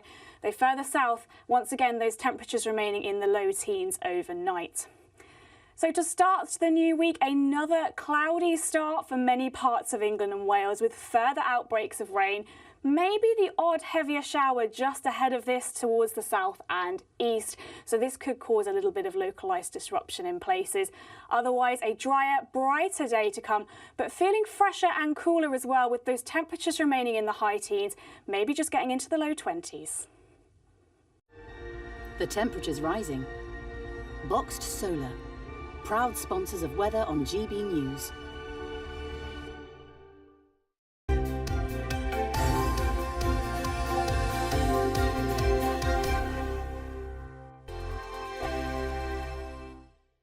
The Live Desk with me, Mark Longhurst. And me, Pip Thompson. It's here Monday to Friday on GB News. From midday, we'll bring you the news as it breaks, whenever it's happening and wherever it's happening, from across the UK and around the world. Refreshing, feisty, but with a bit of fun too. If it matters to you, we'll have it covered on TV, radio and online. Join the Live Desk on GB News, the People's Channel, Britain's news channel. Weeknights on GB News from 6 p.m. You'll always get drama. Please stop, Michelle. I know, yeah. Please stop. Should I just shut up? Romance. You like me, I like you. There you go. There you are. Well, don't tell anybody. Adventure. Etc. That's the whole point. But and action. Sergeant, we're being greeted by superstar panel that are already at it. They're fighting. It's going to be quite a show. Only on GB News, the People's Channel, Britain's news channel. So Jubes and Co, we tackle the issues of the day with real robust debate, both sides of the fence, battling it out with me in the middle with my forthright opinions and views. And often really interesting things happen because you start with a position and then by the end of the debate you find actually, well, I might not have thought about that one. What we need in this country is 2 new political parties. You should maybe think about doing a 2024 calendar. I'm Michelle Dewberry and I'm keeping you company right through until 7 o'clock this evening. GB News, the People's Channel, Britain's watching. Monday to Thursday, 9 p.m. till 11 p.m. Join me, Dan Wootton. I'll bring you the sharpest takes and hottest debates. Do you not believe in prison? I don't believe in prison. I'm completely stunned. I guarantee you there'll be no spin, no bias, no censorship. I actually was personally quite offended by it. And no reason to go to bed. So I guess they've always been quite woke. That's Dan Wootton tonight on TV, radio and online. Monday to Thursday from 9 p.m. till 11 p.m. on GB News. The People's Channel, Britain's news channel. In a world of dull and predictable radio and TV shows. Oh, hi. On Mark Dolan tonight, we've got big guests. We drill into the big stories of the day. The show adds up to a brilliant listening and viewing experience. Mark Dolan Tonight is the most entertaining current affairs show ever, and that's a fact. That's Mark Dolan Tonight, Friday, Saturday and Sunday from 9. Only on GB News, Britain's news channel. Like all families, we have arguments every now and then, but actually we agree on what the mission of GB News is, and that's the most fundamentally important thing. GB News provides the kind of platform that lets all voices be heard. We don't hold back. We're free to say what we really think. Just because some people who live in a tiny little Westminster bubble think that their particular story is important, that's not the most important story for me. And often they will be difficult stories, stories that you won't find on the establishment media. Because what people think in the north of England may be very different to what they're thinking in the home counties. We're going to carry on telling the world what life is really like for households up and down the UK. We love to be in your car, in your kitchen as you're having your breakfast. Whatever you're doing, you are part of the show. If it matters to you, it matters to us. Britain's watching. Britain's watching. Britain's watching. We're proud to be GB News. The People's Channel. Britain's news channel.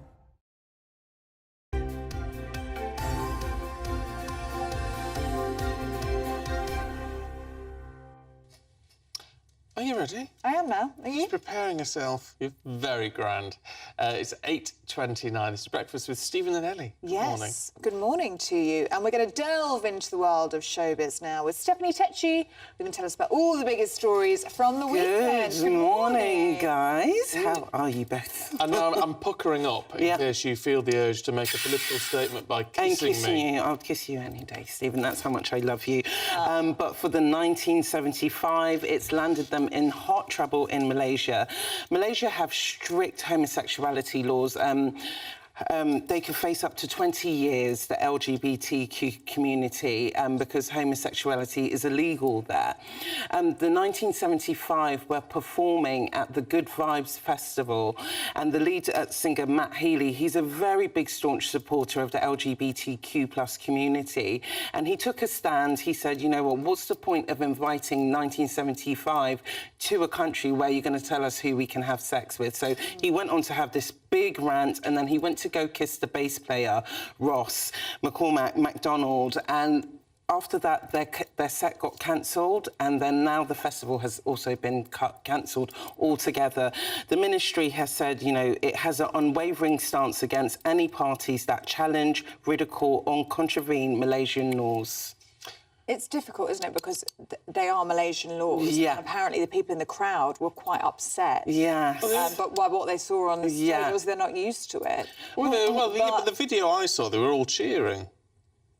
I've seen a different video this morning. So the one that we watched yesterday, it was a long kiss, wasn't it? Yeah, it was. Time. They definitely went for a pucker up. I think on both sides, it's been a fail when it comes to research. Like, I think the promoters should have known that 1975 is a very pro-LGBTQ band where they support the community in its entirety. And then I think for the band, you still have to be professional in those kind of things. Like, if you are going to those countries, have your speech as you did, but I think now what's happened is the whole festival has been pulled, and they've pulled further performances in Indonesia and Taiwan, and Taiwan's totally different. It has a pro-LGBTQ stance, so it's kind of, it's 50-50. Yeah, do you know what? Part of me thinks this is what bands and pop stars have always done, and they've stood up against things that they... Totally. Whether you agree with what they've done or not, and I get both sides of the argument. They should do, well, you're going to this country where it's all very prohibited, therefore... But they said, well, we're making our stand. And that's what music does. And that's what music does. And I sort of think, well... I sort of think fair play to them. And is Matty straight, or is he? He's straight. He was actually dating Taylor Swift for a bit, so he is straight. But I think, he just knows most of his fans as well comes from the LGBTQ+ community, and you do have to represent for them as well. And I think what I do respect him for, because he was saying a lot of artists will just take the money and just keep quiet. And he said, actually, it doesn't feel too good as an artist to be coming to these countries knowing that you don't agree with the laws, and you're just doing it for the money, which is probably a lot of the music business saying, oh, just go to a tour there. No, you have your beliefs and you have your stance. Well, you can respect him, can't you, for sticking to his principles, can't you, in that sense? And it's nice to see Denise Welsh, his mum, on Twitter, really proud of herself. Yeah, Denise Welsh? Yes, that's his mum. Is it? Yeah. And his dad is the actor in Benidorm. No. Yeah, you wouldn't believe it. Or, if you're of a slightly older age group, Alfida Same Pet. Oh. Yeah, Healy. I've forgotten his blooming name now. Yeah, because she usually scolds him for his behaviour and his antics on stage. But this one, she was a proud mum for that. And it is a very defining moment, actually. It's quite brave for a band to do that and quite brave of him. Now it's gone viral, but the Malaysian authorities weren't playing about as well because they've cancelled the whole festival now. So they also had to make a standpoint about what's happened as well. But the band will have lost revenue from that, won't they? I mean, as you said, they've pulled out of all these shows, but they're sticking by their principles. Well, to be honest, they're such a popular band that they will go on to get more gigs and maybe, like, you know, LGBT communities around the world will actually probably be booking them more for this now. Well, yeah, you'd think so, wouldn't you? That's you'd true, think actually. so. Yeah. That is true. Oh, isn't that interesting? I had no idea he had famous I parents. thought you'd like that. Yeah. I had no idea. I've only realised very recently myself. Should we talk about Sir Tom Jones, please? Because he refuses to be cancelled. From one band to another band. Delilah is obviously one of Sir Tom Jones's famous tracks, and the rugby... Why, Delilah? Rugby union bosses in Wales, they've pulled it from the choir playlist since 2015, and it got banned this year. And defiantly, on Friday night, Sir Tom Jones performed Delilah, and he said, you know what, I'm not going to stop singing Delilah. He was like, they can stop choirs from singing it, but they're not going to stop me from singing it. The reason why they did ban it, because they feel like it depicts violence against women, because the song is about a jealous partner who murders his wife. Is it really? Yeah. And the thing I had no idea. No one usually does. That's the thing. All people sing is why, but they don't actually listen to the lyrics. There is lyrics about a jealous partner in a fit of rage who kills Delilah. So the reason why they have taken it from the choir's playlist, because they feel like it depicts violence against women. But we know that art imitates life, and it's only storytelling. That's what music songs are for. So if you begin this trajectory of cancelling songs, we can cancel a whole bunch of songs because there's always different meanings which people will take offence to. But Sir Tom Jones is a legend. Wow. Queen. Roger Taylor. I'm Yeah. in love with my car. Yeah. Could land you in a whole host of trouble. It can. It probably will do one At day. some point. Yeah.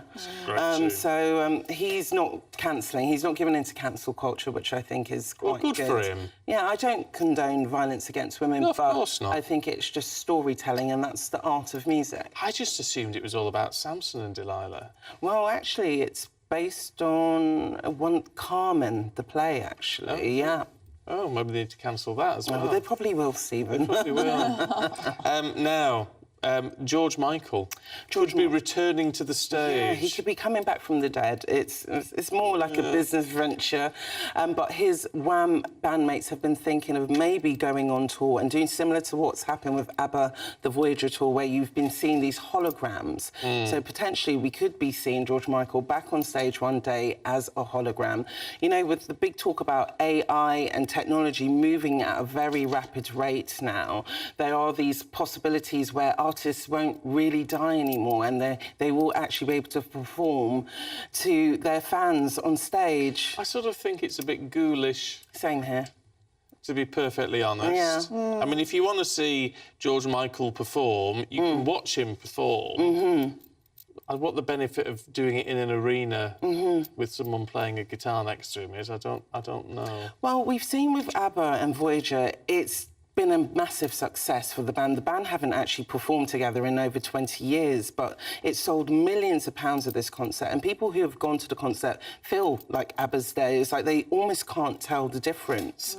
So that's how vast technology is moving with concerts, and sometimes I do think nothing beats the real thing, but you do have to get permission from the estate, because for the family, like the Wham members were saying, they wouldn't feel comfortable with doing it if George Michael's estate was not happy with them. Well, the only thing, look, and I've nothing against Andrew Ridgeley at all. From what you see, he seems like a decent, really ordinary, nice fella. But he's not wanted to perform with George Michael for donkey's years while he was still alive. Yeah. So why would you do it now? Is it just about the money? I think it is. Like, we've seen him come out with the Netflix documentary about Which is Wham, fascinating. which is great, and it's been a great insight into the story. But I think a lot of, like, music business heads, they just know when you get these old bands, you're going to get people wanting to buy tickets to go to the concerts and stuff.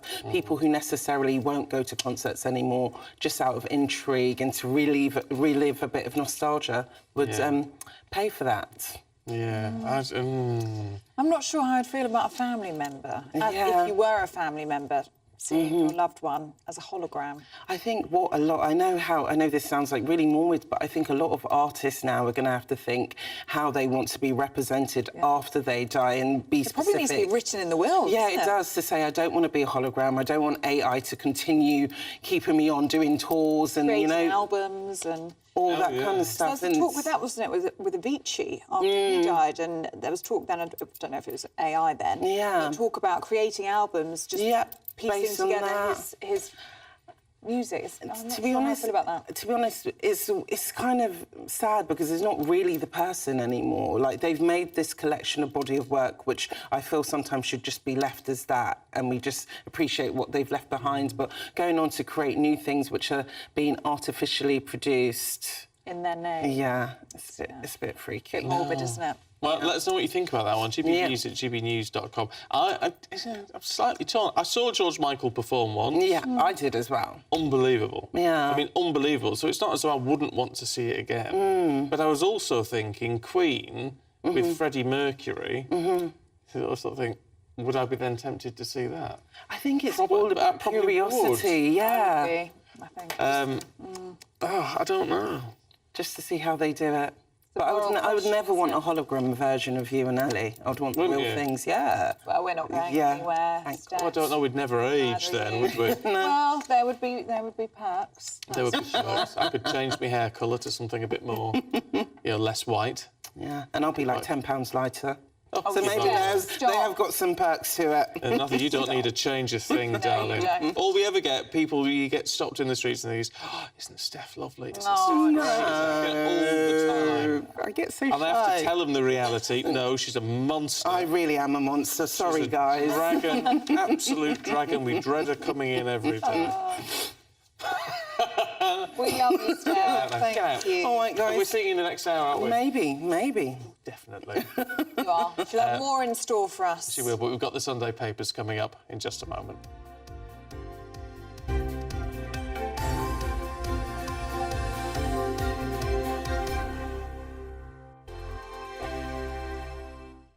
What you get for breakfast is something that, if we do our jobs right, you will wake up to news that you didn't know the night before. It's a conversation. It's not just me and Eamon. We want to get to know you, and we want you to get to know us.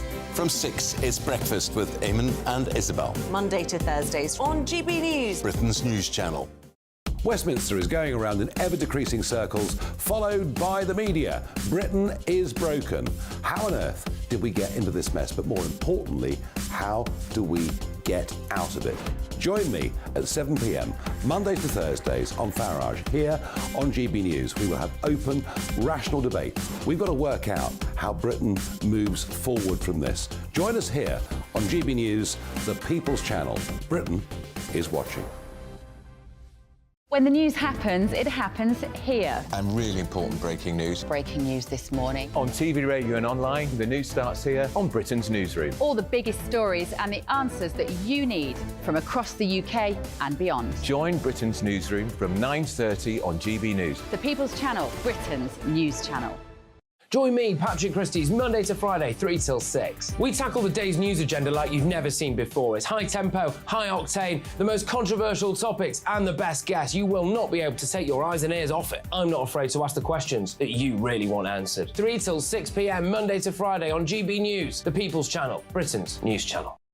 People in Britain, they love free speech, but they also love fair play. I don't care if I'm speaking somebody from a trade union, from the Labour Party, somebody from the SNP. And I think the viewers like to see that actually we can challenge one another, but in a positive way. We think we ask the questions that people want to ask, and often we ask the questions that we wanted to ask in Parliament but never got the chance to ask. So join us every Saturday, 10 a.m. till noon on GB News, Britain's news channel. Hi, I'm Dan Wootton. You can watch me live on GB News Monday to Thursday from 9 p.m. And did you know that you can also watch and listen live on our website, gbnews.com. You'll always be up to date on the latest breaking news, as well as enjoying the best stories, opinions and shows. You can even join the debate under our live player as you're watching. So head straight to gbnews.com on TV, radio and online. GB News, Britain's news channel. It's all about family, being in people's living rooms, all the interaction and getting to know who our viewers and listeners are. When I was young, my dad used to say, "Nah, stop arguing." I wanted an outlet that would enable me to give my opinion. People are going through a really hard time right now, and I know that you don't feel like you're being listened to by the establishment. I came to GB News because it's the people's channel, and I want the audience to have their say on the events of the day. We're dynamic. We do something different. Democracy shows that the wisdom of the nation is in its people. I get to travel to find out what the story is from a personal perspective. The British people aren't fools. We know when we're not being told the full story. We've got to work out how Britain moves forward from this. It's the best country in the world. The establishment had their chance. Now we're here to represent your views. Britain's watching. Britain's watching. Britain's watching. We're proud to be GB News, The People's Channel. Britain's news channel.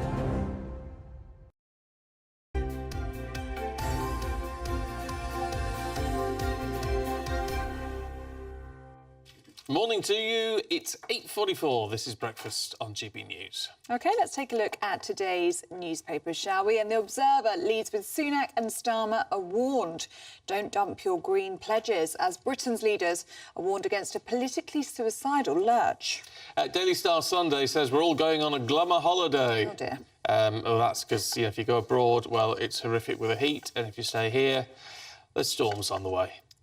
Michael Gove has warned net zero can become a crusade in an interview with The Telegraph. And the Sunday Express says Rishi's pushing through new laws to protect freedom of speech for bank customers, in the wake of the Farage scandal, of course. Well, let's go through the papers, shall we? With the Deputy Editor of Spite, Fraser Myers, and the broadcaster, Liz Kershaw. Fraser, let's start with you, shall we? And The Observer. And we're looking at wanting to lock the Tories out of power. They say to vote tactically. Yeah, so the Lib Dem leader, Ed Davey, is calling on everyone to vote tactically. We saw a lot of tactical voting in the recent by-elections. Basically, Labour voters lending their vote to the Lib Dems and vice versa in particular. But you can do it in by-elections. It's easy to coordinate it across the country. In a general election is a different kettle of fish. It is definitely, because you can sort of parties will put resources into one seat and ignore others. Whereas if you're fighting a national campaign, that's very different. But I think it's interesting how how much tactical voting has risen. It's almost as if it is the Tories versus everyone else, essentially, in these elections. And clearly, people are getting tired of this government. They're 20 points behind in the polls or what have you. People are fed up with the cost of living crisis.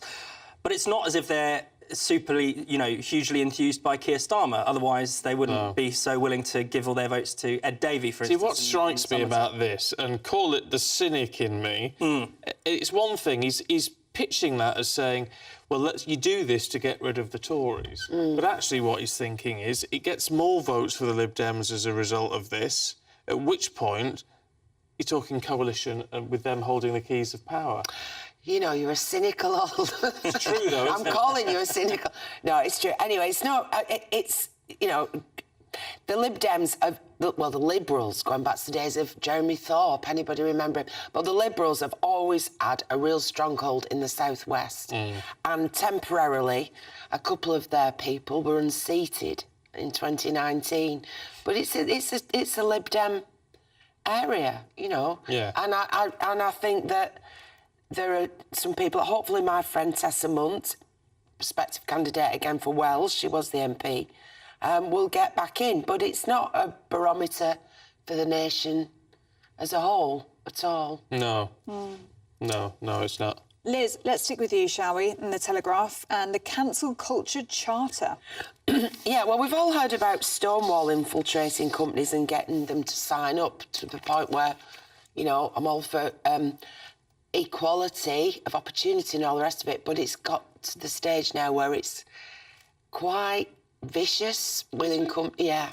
Anyway, 5 of Britain's biggest advertising companies are a member of the Conscious Advertising Network, and it's staffed by activists from the Stop Funding Hate campaign and has led boycotts against The Sun, the Daily Mail, the Daily Express and GB News. And it tells brands how to improve the performance on sustainability, hate speech, misinformation, diversity and informed consent and children's well-being.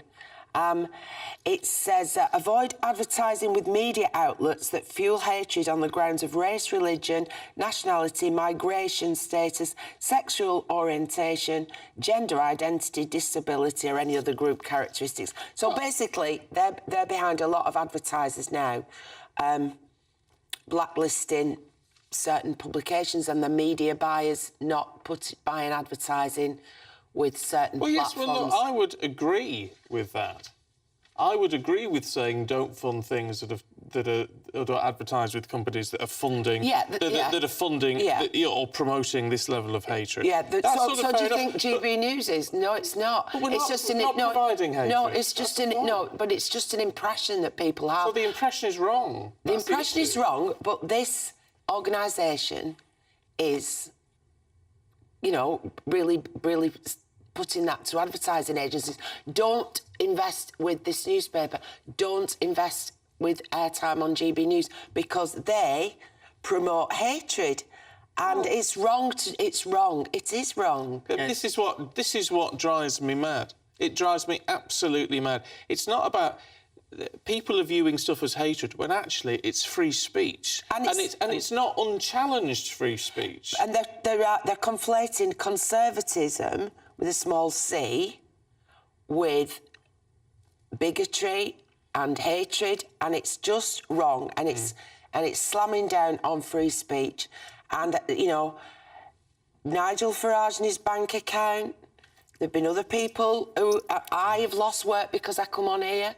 I've actually been told by an agency, we don't want you comparing our festivals this summer because you're on GB News. What the hell has that got to do with my love of music or my knowledge of it or my rapport of 35 years of doing radio music shows with the audience? But this agency, and it's wrong. And it's this organisation is It's very sinister because you know it's effectively using the power of money, really, the power of capitalism to silence certain opinions, anyone who deviates from the kind of orthodoxies, rather than allowing different views to flourish. It's good that in this country we have a variety of newspapers that take different editorial lines. It's good that we have GB News that gives a different perspective to the BBC. That's a very healthy thing in a democracy. And if you don't like it, you can switch off. But what's going on is it's kind of like a small clique of people in the advertising industry, in this case, often dictating the terms for everyone else. They've managed to persuade brands that if they advertise with somewhere like GB News, then that's going to hurt their credibility, which is nonsense. Well, it is nonsense when you look at our viewing figures. Exactly. There are loads of people who, who want to watch this and would become loyal customers, I'm sure. And you see this where there was a sister campaign called Stop Funding Heat, and this is, they are directly. And they're related they're very directly to this linked. group. Yeah. And there was they put out a tweet a couple of years ago saying, why is Pizza Hut advertising with The Sun because The Sun denies climate change. I mean, it doesn't deny climate change, but anyway. And about 30 people liked the tweet, and then that was enough to panic the executives to pull out their money. Yeah. I mean, they're responding to a tiny, tiny number of hyper-offended people, and there are huge consequences for free speech as a result. Ridiculous. People need to be properly educated. They should do that by watching us for a kick-off. And can I just say on adverts, I had somebody at my house this week who was absolutely enraged and upset by an advert that came on. And the thing is that there are people who are in advertising agencies whose view of the world is because they might work in London and live in Brick Lane and they're hipsters, and they go to work and they see a certain vista. But if you live in Norfolk or Cornwall or, Wigan, you see a different thing. Totally. And the number of comments I get about people saying, I don't see a representative picture of Britain in TV advertising. That's because it's controlled by a cabal of these people, and it's really getting on people's nerves. I totally agree, but it's a bit like, I mean, I get tweets from people all the time saying, you know, oh, we like you, we've always watched you, but how can you work on a channel where there is Nigel Farage and Dan Wootton and Calvin Robinson and all these sort of things? I always say to them, well, look, because I sort of work on the same channel as them, because I don't necessarily agree with what they say. But that's the joy of it. If we all sat here and all believed in exactly the same thing, well, how dull and boring would that be? Well, exactly. There's no tolerance anymore. You know, it's perfectly fine and reasonable to disagree with people. We should disagree with people, but why can't we just argue back? Why do we have to shut down? And why are people frightened? Why, as I mentioned, why do they come up to you when you're out and about and sort of got secretly, you know, confiding you to one side that you know, they like you speaking common sense, they like watching GB News? It's as though they're frightened even to admit that they watch it. No, I don't know. Well, I don't get that. No, I don't get that. I'm saying they willingly tell me that they watch it. I'm saying it's almost like it's a secret community. Well, anyway, the word is getting out there. Don't you worry. And despite the fact that whenever you say we've had really good viewing figures, Twitter fills up with people saying, no, it's all nonsense. It's not nonsense. Figures are really good. You're not on your own in tuning in. Thank you both for being with us. Thank you. Let's have a look at the weather.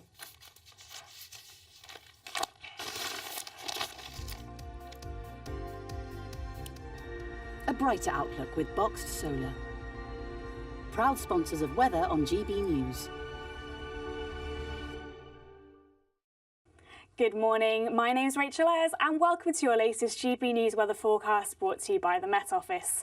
So the first half of the weekend was pretty gloomy with quite a bit of rain around, but what does today have in store? Well, across many parts of Northern Ireland, Northern England and Northern Wales especially, a pretty wet day to come with some heavy outbreaks of rain that could cause some localised disruption in places. Now either side of this, a brighter day with some sunny spells and maybe the odd shower, but for some central areas the odd heavier shower in there as well. But temperatures faring slightly better than yesterday with highs into the low 20s across southern parts of England and Wales. Now, as we go through this evening, that band of rain is going to slowly sink its way southwards. So some clearer spells in the far south to start the evening, but quickly clouding over with outbreaks of rain.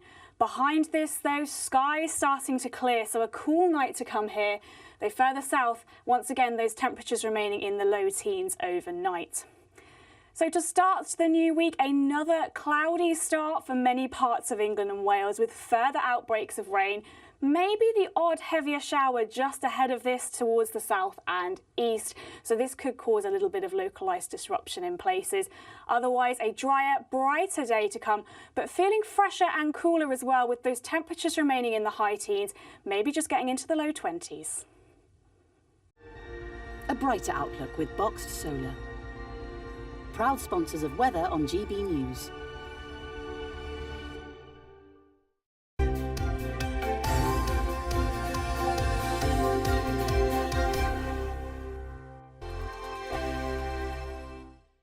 The Live Desk with me, Mark Longhurst. And me, Pip Thompson. It's here Monday to Friday on GB News. From midday, we'll bring you the news as it breaks, whenever it's happening and wherever it's happening, from across the UK and around the world. Refreshing, feisty, but with a bit of fun too. If it matters to you, we'll have it covered on TV, radio and online. Join the Live Desk on GB News, the People's Channel, Britain's news channel. Weeknights on GB News from 6 p.m. You'll always get drama. Please stop, Michelle. I know, yeah. Please stop. Should I just shut up? Romance. You like me, I like you. There you go. There you are. Well, don't tell anybody. Adventure. Etc. That's the whole point, but And action. Sergeant, read my superstar panel about already at it. That fighting is going to be quite a show. Only on GB News, the People's Channel, Britain's news channel. So Jubes and Co, we tackle the issues of the day with real robust debate, both sides of the fence, battling it out with me in the middle with my forthright opinions and views. And often really interesting things happen because you start with a position and then by the end of the debate you find actually, well, I might not have thought about that one. What we need in this country is 2 new political parties. You should maybe think about doing a 2024 calendar. I'm Michelle Dewberry and I'm keeping you company right through until 7 o'clock this evening. GB News, the People's Channel, Britain's watching. Monday to Thursday, 9 p.m. till 11 p.m. Join me, Dan Wootton. I'll bring you the sharpest takes and hottest debates. Do you not believe in prison? I don't believe in prisons. I'm completely stunned. I guarantee you there'll be no spin, no bias, no censorship. I actually was personally quite offended by it. And no reason to go to bed. So I guess they've always been quite woke. That's Dan Wootton tonight on TV, radio and online. Monday to Thursday from 9 p.m. till 11 p.m. on GB News. The People's Channel, Britain's news channel. In a world of dull and predictable radio and TV shows. Oh, hi. On Mark Dolan tonight, we've got big guests. We drill into the big stories of the day.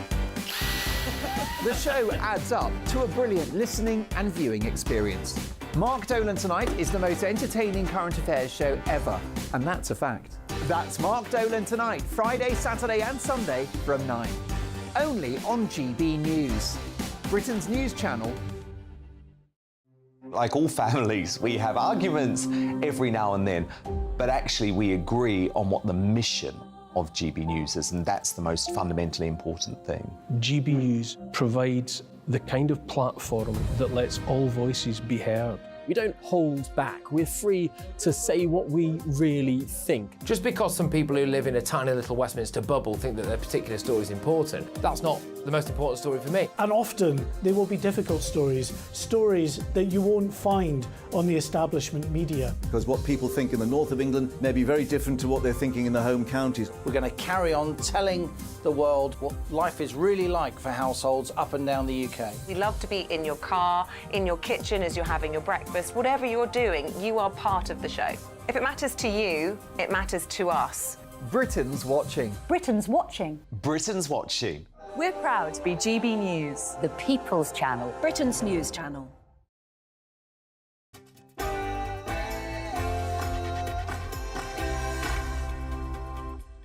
Morning to you, 9 o'clock, Sunday the 23rd of July. Today, the holiday from hell. British holidaymakers say it's like the end of the world as wildfires ravage the tourist island of Rhodes. Time to ditch net zero to win back voters. That's the call from a senior minister to the Prime Minister. When it rains, it pours. The Met Office issues an urgent weather warning as we expect a month's worth of rain in just 1 hour. And of course, we'll bring you a full weather update. The first half of the weekend felt much more like autumn than summer, but what will the weather bring for the second half of the weekend? Join me later for a full forecast with all the details. Morning to you, I'm Stephen Dixon. And I'm Ellie Costello, and this is Breakfast on GB News.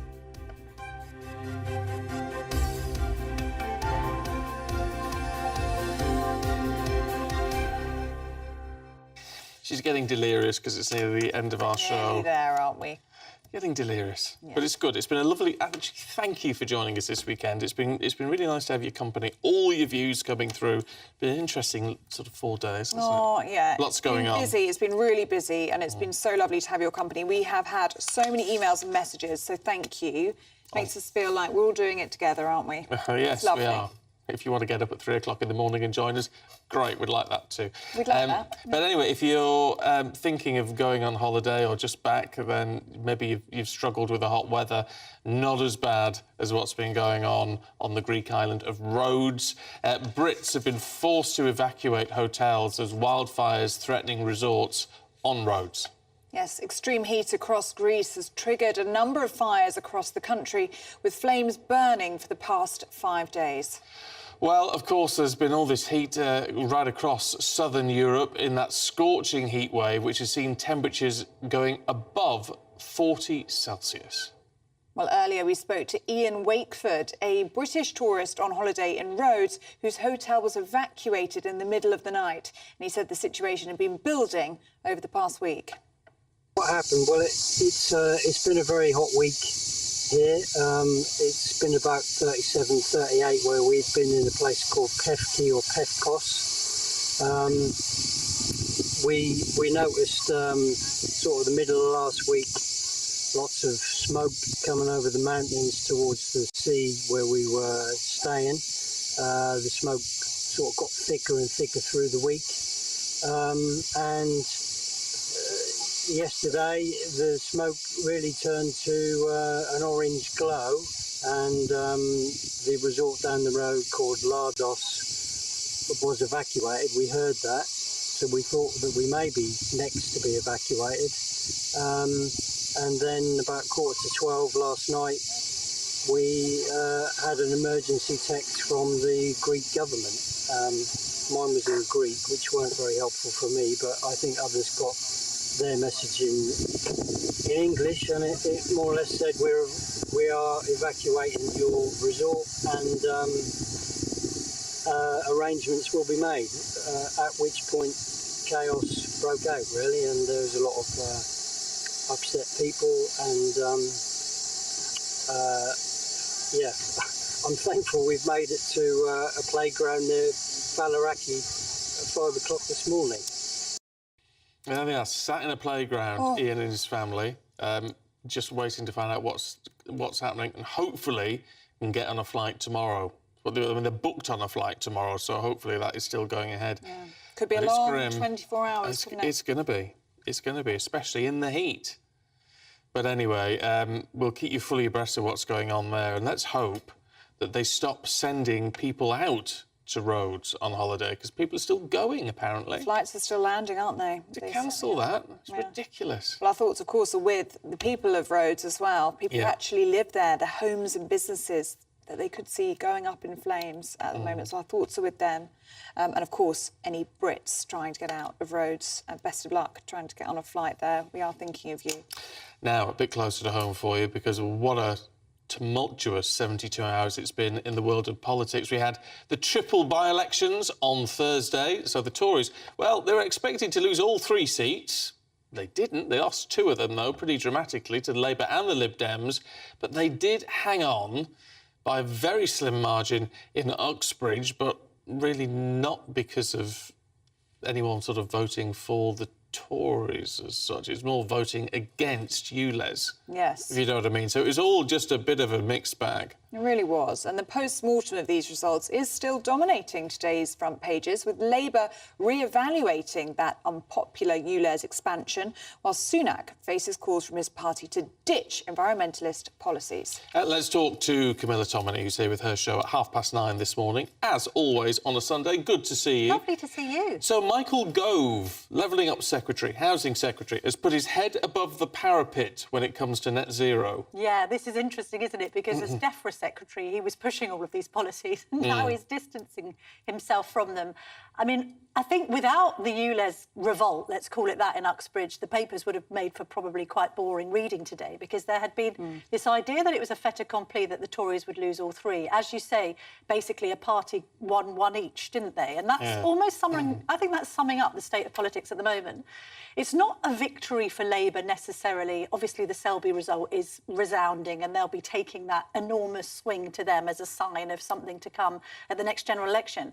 But it's not a strong endorsement necessarily of Starmer or Labour policies. It's just a strong endorsement of the fact that the Tories and their voters are really angry with the party, that they're not turning out. The turnout was very low, and it's 40%. And then you look at the Lib Dems as well in Somerton and Frome. Well, again, tactical voting at play, people saying anyone but the Tories. Ed Davey admitting today in The Observer that he actively said to activists, you know, tell people that just to keep the Tories out, they must vote for us. That's not a ringing endorsement of Lib Dem policies either. No. So well, have they got any policies? Well, I'm going to ask Christine Jardine on that later on in the show. We've got a Liberal Democrat coming on, Stephen. It's a rare day at GB That's why News you've worn the right colour for it. I don't want to appear partisan at all, but I decided to match with our notes and indeed these flowers.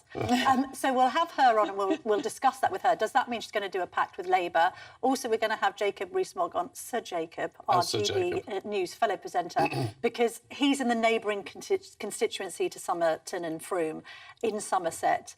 He's on a I think his majority is about 16,000. That's borderline, according to the experts, in terms of whether he'll retain that seat. How worried is he about the Lib Dems? Also going to be speaking to Lee Rowley. He's the housing minister. He's going to be tasting some of these Michael Gove reforms to planning. Gove is saying we need to be able to build more loft extensions, more extensions generally, have a bit more freedom when it comes to planning. Again, that can divide Tories, because Tories will think, oh, is this going to be a free-for-all in my neighbourhood? Are people going to put monstrosities on the back of their houses and there's nothing we can do about it? Also, where is this housing target? The government pledged to build 300,000 every year. I don't think it's achieved anything near that amount. No successive government appears to have been able to have built enough housing. Will that be a big issue come the next general election? And then this is an interesting one. I'm going to be speaking to Corbyn's former spin doctor, James Schneider. Now, isn't it slightly interesting that there is now sort of talk of a, let's call it a Corbynaissance coming? This sense that he might make a run to be Mayor of London as an independent. Really? The chairman of the Labour Party in Uxbridge stood down saying that Jeremy Corbyn had done more for the Labour Party than Starmer, effectively. Who would have thought that Sexy Jezza might have a comeback? So I'm going to ask James Schneider all about that. I mean, is it possible? Is it within the realms of possibility to revive Corbynism? That's going to be an interesting one, that's for sure. But, I mean, the trouble is, you never... Because, you know, people with sort of sense would say, well, one of the big problems for Labour in 2019 was the Corbyn factor. Yeah. You know, he stopped people voting for Labour. That doesn't mean that'll happen again. You know, it could have the reverse, especially in a city like London. I know. And this ULEZ thing is obviously... We've now got talk in the Sunday Times of Starmer saying to Khan, look, you're going to have to drop this policy because it's killing us in London.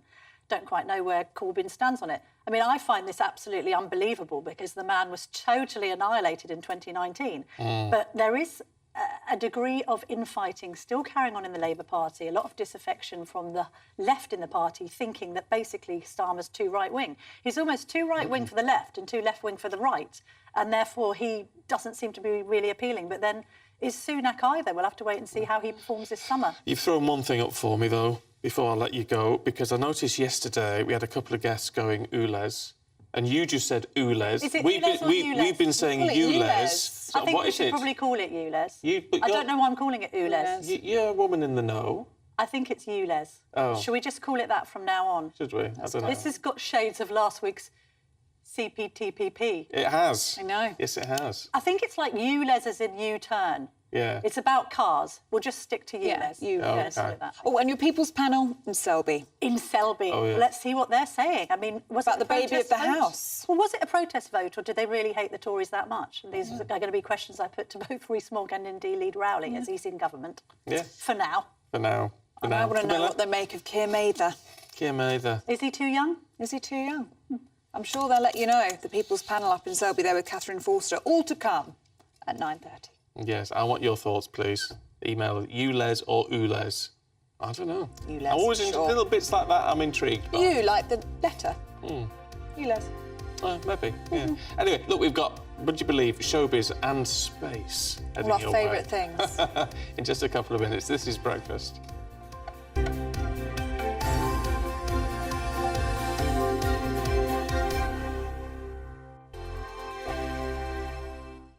What you get for breakfast is something that, if we do our jobs right, you will wake up to news that you didn't know the night before. It's a conversation. It's not just me and Eamon. We want to get to know you, and we want you to get to know us. From 6, it's Breakfast with Eamon and Isabel. Monday to Thursdays on GB News. Britain's news channel. Westminster is going around in ever-decreasing circles, followed by the media. Britain is broken. How on earth did we get into this mess? But more importantly, how do we get out of it? Join me at 7 p.m, Monday to Thursdays on Farage, here on GB News. We will have open, rational debate. We've got to work out how Britain moves forward from this. Join us here on GB News, the People's Channel. Britain is watching. When the news happens, it happens here. And really important breaking news. Breaking news this morning. On TV, radio and online, the news starts here on Britain's Newsroom. All the biggest stories and the answers that you need from across the UK and beyond. Join Britain's Newsroom from 9:30 on GB News. The People's Channel, Britain's news channel. Join me, Patrick Christie's Monday to Friday, 3 till 6. We tackle the day's news agenda like you've never seen before. It's high tempo, high octane, the most controversial topics and the best guests. You will not be able to take your eyes and ears off it. I'm not afraid to ask the questions that you really want answered. 3 till 6 p.m, Monday to Friday on GB News, the People's Channel, Britain's news channel. People in Britain, they love free speech, but they also love fair play. I don't care if I'm speaking somebody from a trade union, from the Labour Party, somebody from the SNP. And I think the viewers like to see that actually we can challenge one another, but in a positive way. We think we ask the questions that people want to ask, and often we ask the questions that we wanted to ask in Parliament but never got the chance to ask. So join us every Saturday, 10 a.m. till noon on GB News, Britain's news channel. Hi, I'm Dan Wootton. You can watch me live on GB News Monday to Thursday from 9 p.m. And did you know that you can also watch and listen live on our website, gbnews.com? You'll always be up to date on the latest breaking news, as well as enjoying the best stories, opinions and shows. You can even join the debate under our live player as you're watching. So head straight to gbnews.com on TV, radio and online. GB News, Britain's news channel.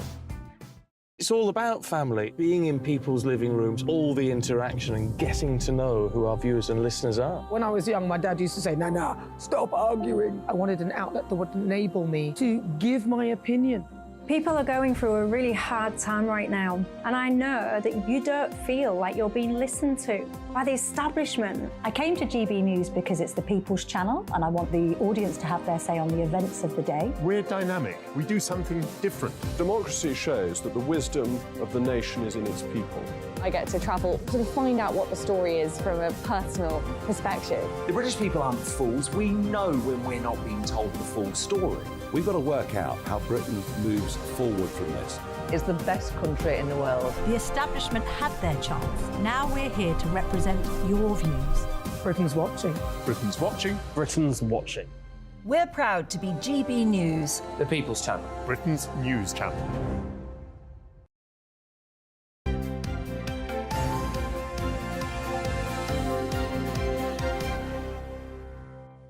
It's 9:15. This is Breakfast with Stephen and Ellie and Steph. And our lovely Steph, who's taking us into the world of showbiz. Good morning. Good morning, Stephen and Ellie. And Barbie. It's a big weekend. It's been a Barbie world this weekend. It's been the big Barbieheimer weekend, which is because we saw the biggest two releases of movies. It's Barbie and Oppenheimer. We knew it was going to be a great weekend for cinema ticket sales. Barbie has taken $70.5 million just alone in its opening day, and it's set by the end of the weekend to take 167 million cinema ticket sales.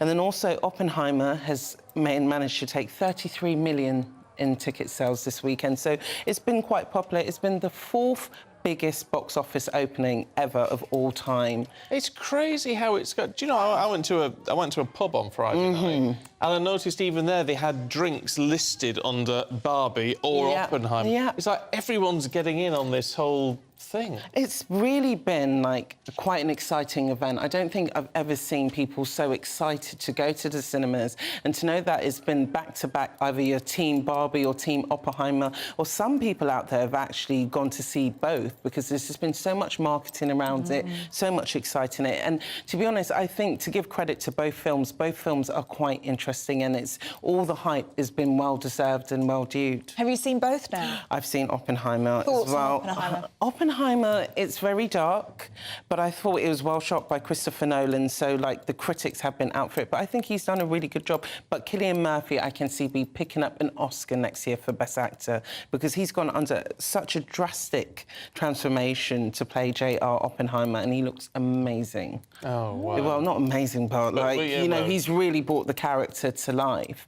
And he's always been one of those actors, when he really gets into a character, he does it so much justice. And the story of the atomic bomb as well. It's history buffs would love it. So it really appeals to Oh, me. you'd like it then? Yeah. Really appeals to me, just because it's fascinating and terrifying and real. Yeah, it is, and I think it's been one of those stories. That's why I like directors like Christopher Nolan, because they always manage to find those stories which have kind of been hidden from the public's periphery and bringing it to modern day to make it, well, exciting for audiences. Is part of the excitement behind this just that we are desperate for a bit of fun? I mean, particularly with Barbie, we want a bit of fun.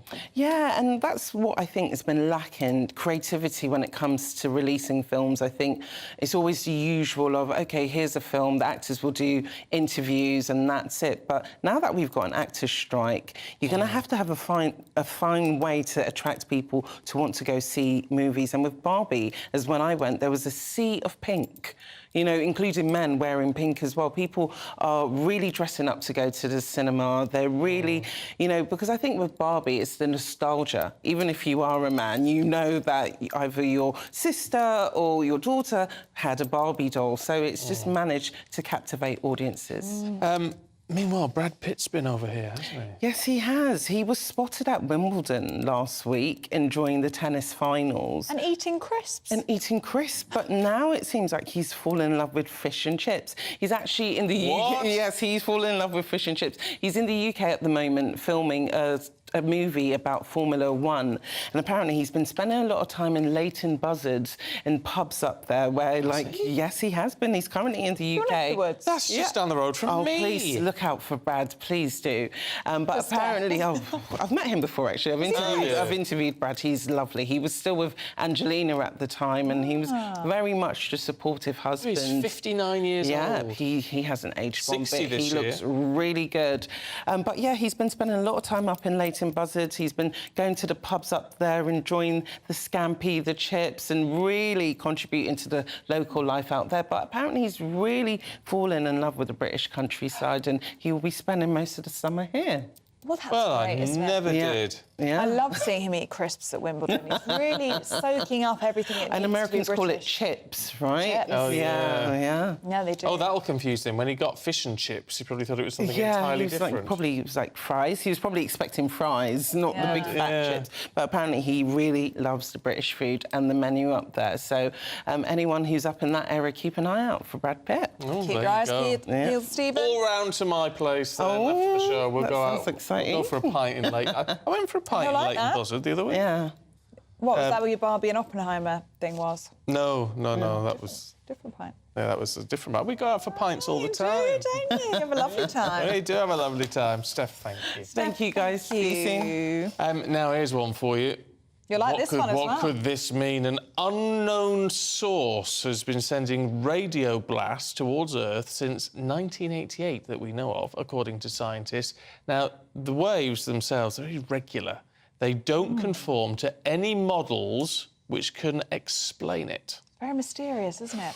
Well, 35 years on, researchers are still unable to identify the object responsible for these regular 20-minute blasts. All right, should we be scared? Should we be excited? Let's speak to space and planetary scientist Andy Lound, who joins us now. Morning to you, Andy. So we're talking, is this potentially extraterrestrial life? Good morning. No, this is clearly a natural object. Sorry to disappoint you. Well, thanks for joining us, Andy. Yeah, but it is an interesting one because what you have is essentially it's something that looks like a star called a pulsar, which is a neutron star, which is the remains of a star that's blown, which has come to the end of its life, and it's very small and dense and rotates extremely fast, sending out a pulse of energy. And these only usually last a couple of seconds or even milliseconds. This isn't doing that. This is leaving a beam out for 5 seconds, and then there's a gap of 17 minutes, and then it does another 5 seconds. And they looked back at the records and found it's been doing it for at least 33 years, which is quite an absolutely staggering thing, that these stars should actually be slowing down so they don't send out a pulse. But it's rotating far too slowly for it to actually do that. So this is causing a bit of a confusion as to what this object actually is. We don't think it's extraterrestrial signals, and that's simply because it's over a wide range of the spectrum that the transmission is. And that takes an awful lot of energy. The energy from a neutron star, for instance, would be required. So it's possibly that it is a white dwarf, which is the core, if you like, of a star that has ceased its function. It's not producing fusion anymore. But the problem with that is white dwarfs either don't rotate at all, or they rotate very, very slowly, and they don't really have that energy to transmit a radio signal like this. So it must be an unusual object, or it's simply that it's the local environment that it's in. So we could be actually on the brink here of a major discovery of either a new type of decaying star, or in fact we're trying to revamp the processes that we know how stars die. I was just going to say, because pulsar, I mean, we know pulsars give out these radio signals, but they spin, unbelievably fast. I mean, thousands of times a minute, even a second in some cases. Yeah. So this is, I don't know, I'm baffled. Yeah. This is really interesting, isn't it, Andy? And actually a really exciting opportunity to learn more, potentially, about how stars decay. Yeah, and there's an important thing about this as well, is the fact that they've looked back on data which had been missed, and that's really important, which calls into question how much data is actually out there that we've got hidden in all this material that we've got, which is vitally important for us to trace back to, and that's an important element. There's just not enough students, not enough scientists to look through the petabytes of data that we've actually got out there for that. And it's been quite a big week, because we had 3 dark stars possibly discovered as well, which could change the laws of physics for us. So it's been a brilliant week for this. What's a dark star in 30 seconds? Yes, what we have is the Webb telescope has discovered 3 objects which are thought were galaxies. They're not. They appear to be what's called dark stars. They're not functioning by fusion processes, hydrogen fusing together. They're actually being formed by the annihilation of dark matter particles, which is keeping them, which is creating the star itself. And that could be the first type of stars that ever were created. And it gives us the idea to look at what dark matter is, which could be the fundamental forces of the universe, which is something we've been hunting for such a long time. Wow. Honestly, we speak to you, Andy, and by the end of it, my mind is blown every time. Terrific to talk to you. Thanks very much indeed. Thank you for having me. The laws of physics as we know them. Could be rewritten. Love it. By Andy Lown this time next week. You just never know. Thanks for joining us this weekend. It's been a pleasure. And Camilla Tomin is here next. The temperature's rising. Boxed Solar, proud sponsors of weather on GB News. Good morning, my name's Rachel Ayres and welcome to your latest GB News weather forecast brought to you by the Met Office.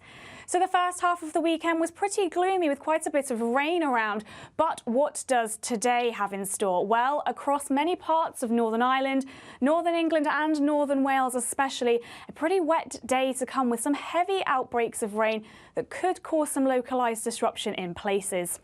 Now either side of this, a brighter day with some sunny spells and maybe the odd shower, but for some central areas, the odd heavier shower in there as well.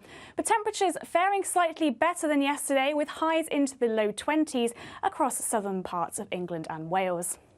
Now, as we go through this evening, that band of rain is going to slowly sink its way southwards. So some clearer spells in the far south to start the evening, but quickly clouding over with outbreaks of rain. Behind this, though, sky is starting to clear, so a cool night to come here.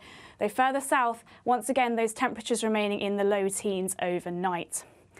So to start the new week, another cloudy start for many parts of England and Wales with further outbreaks of rain. Maybe the odd heavier shower just ahead of this towards the south and east. So this could cause a little bit of localised disruption in places. Otherwise, a drier, brighter day to come, but feeling fresher and cooler as well with those temperatures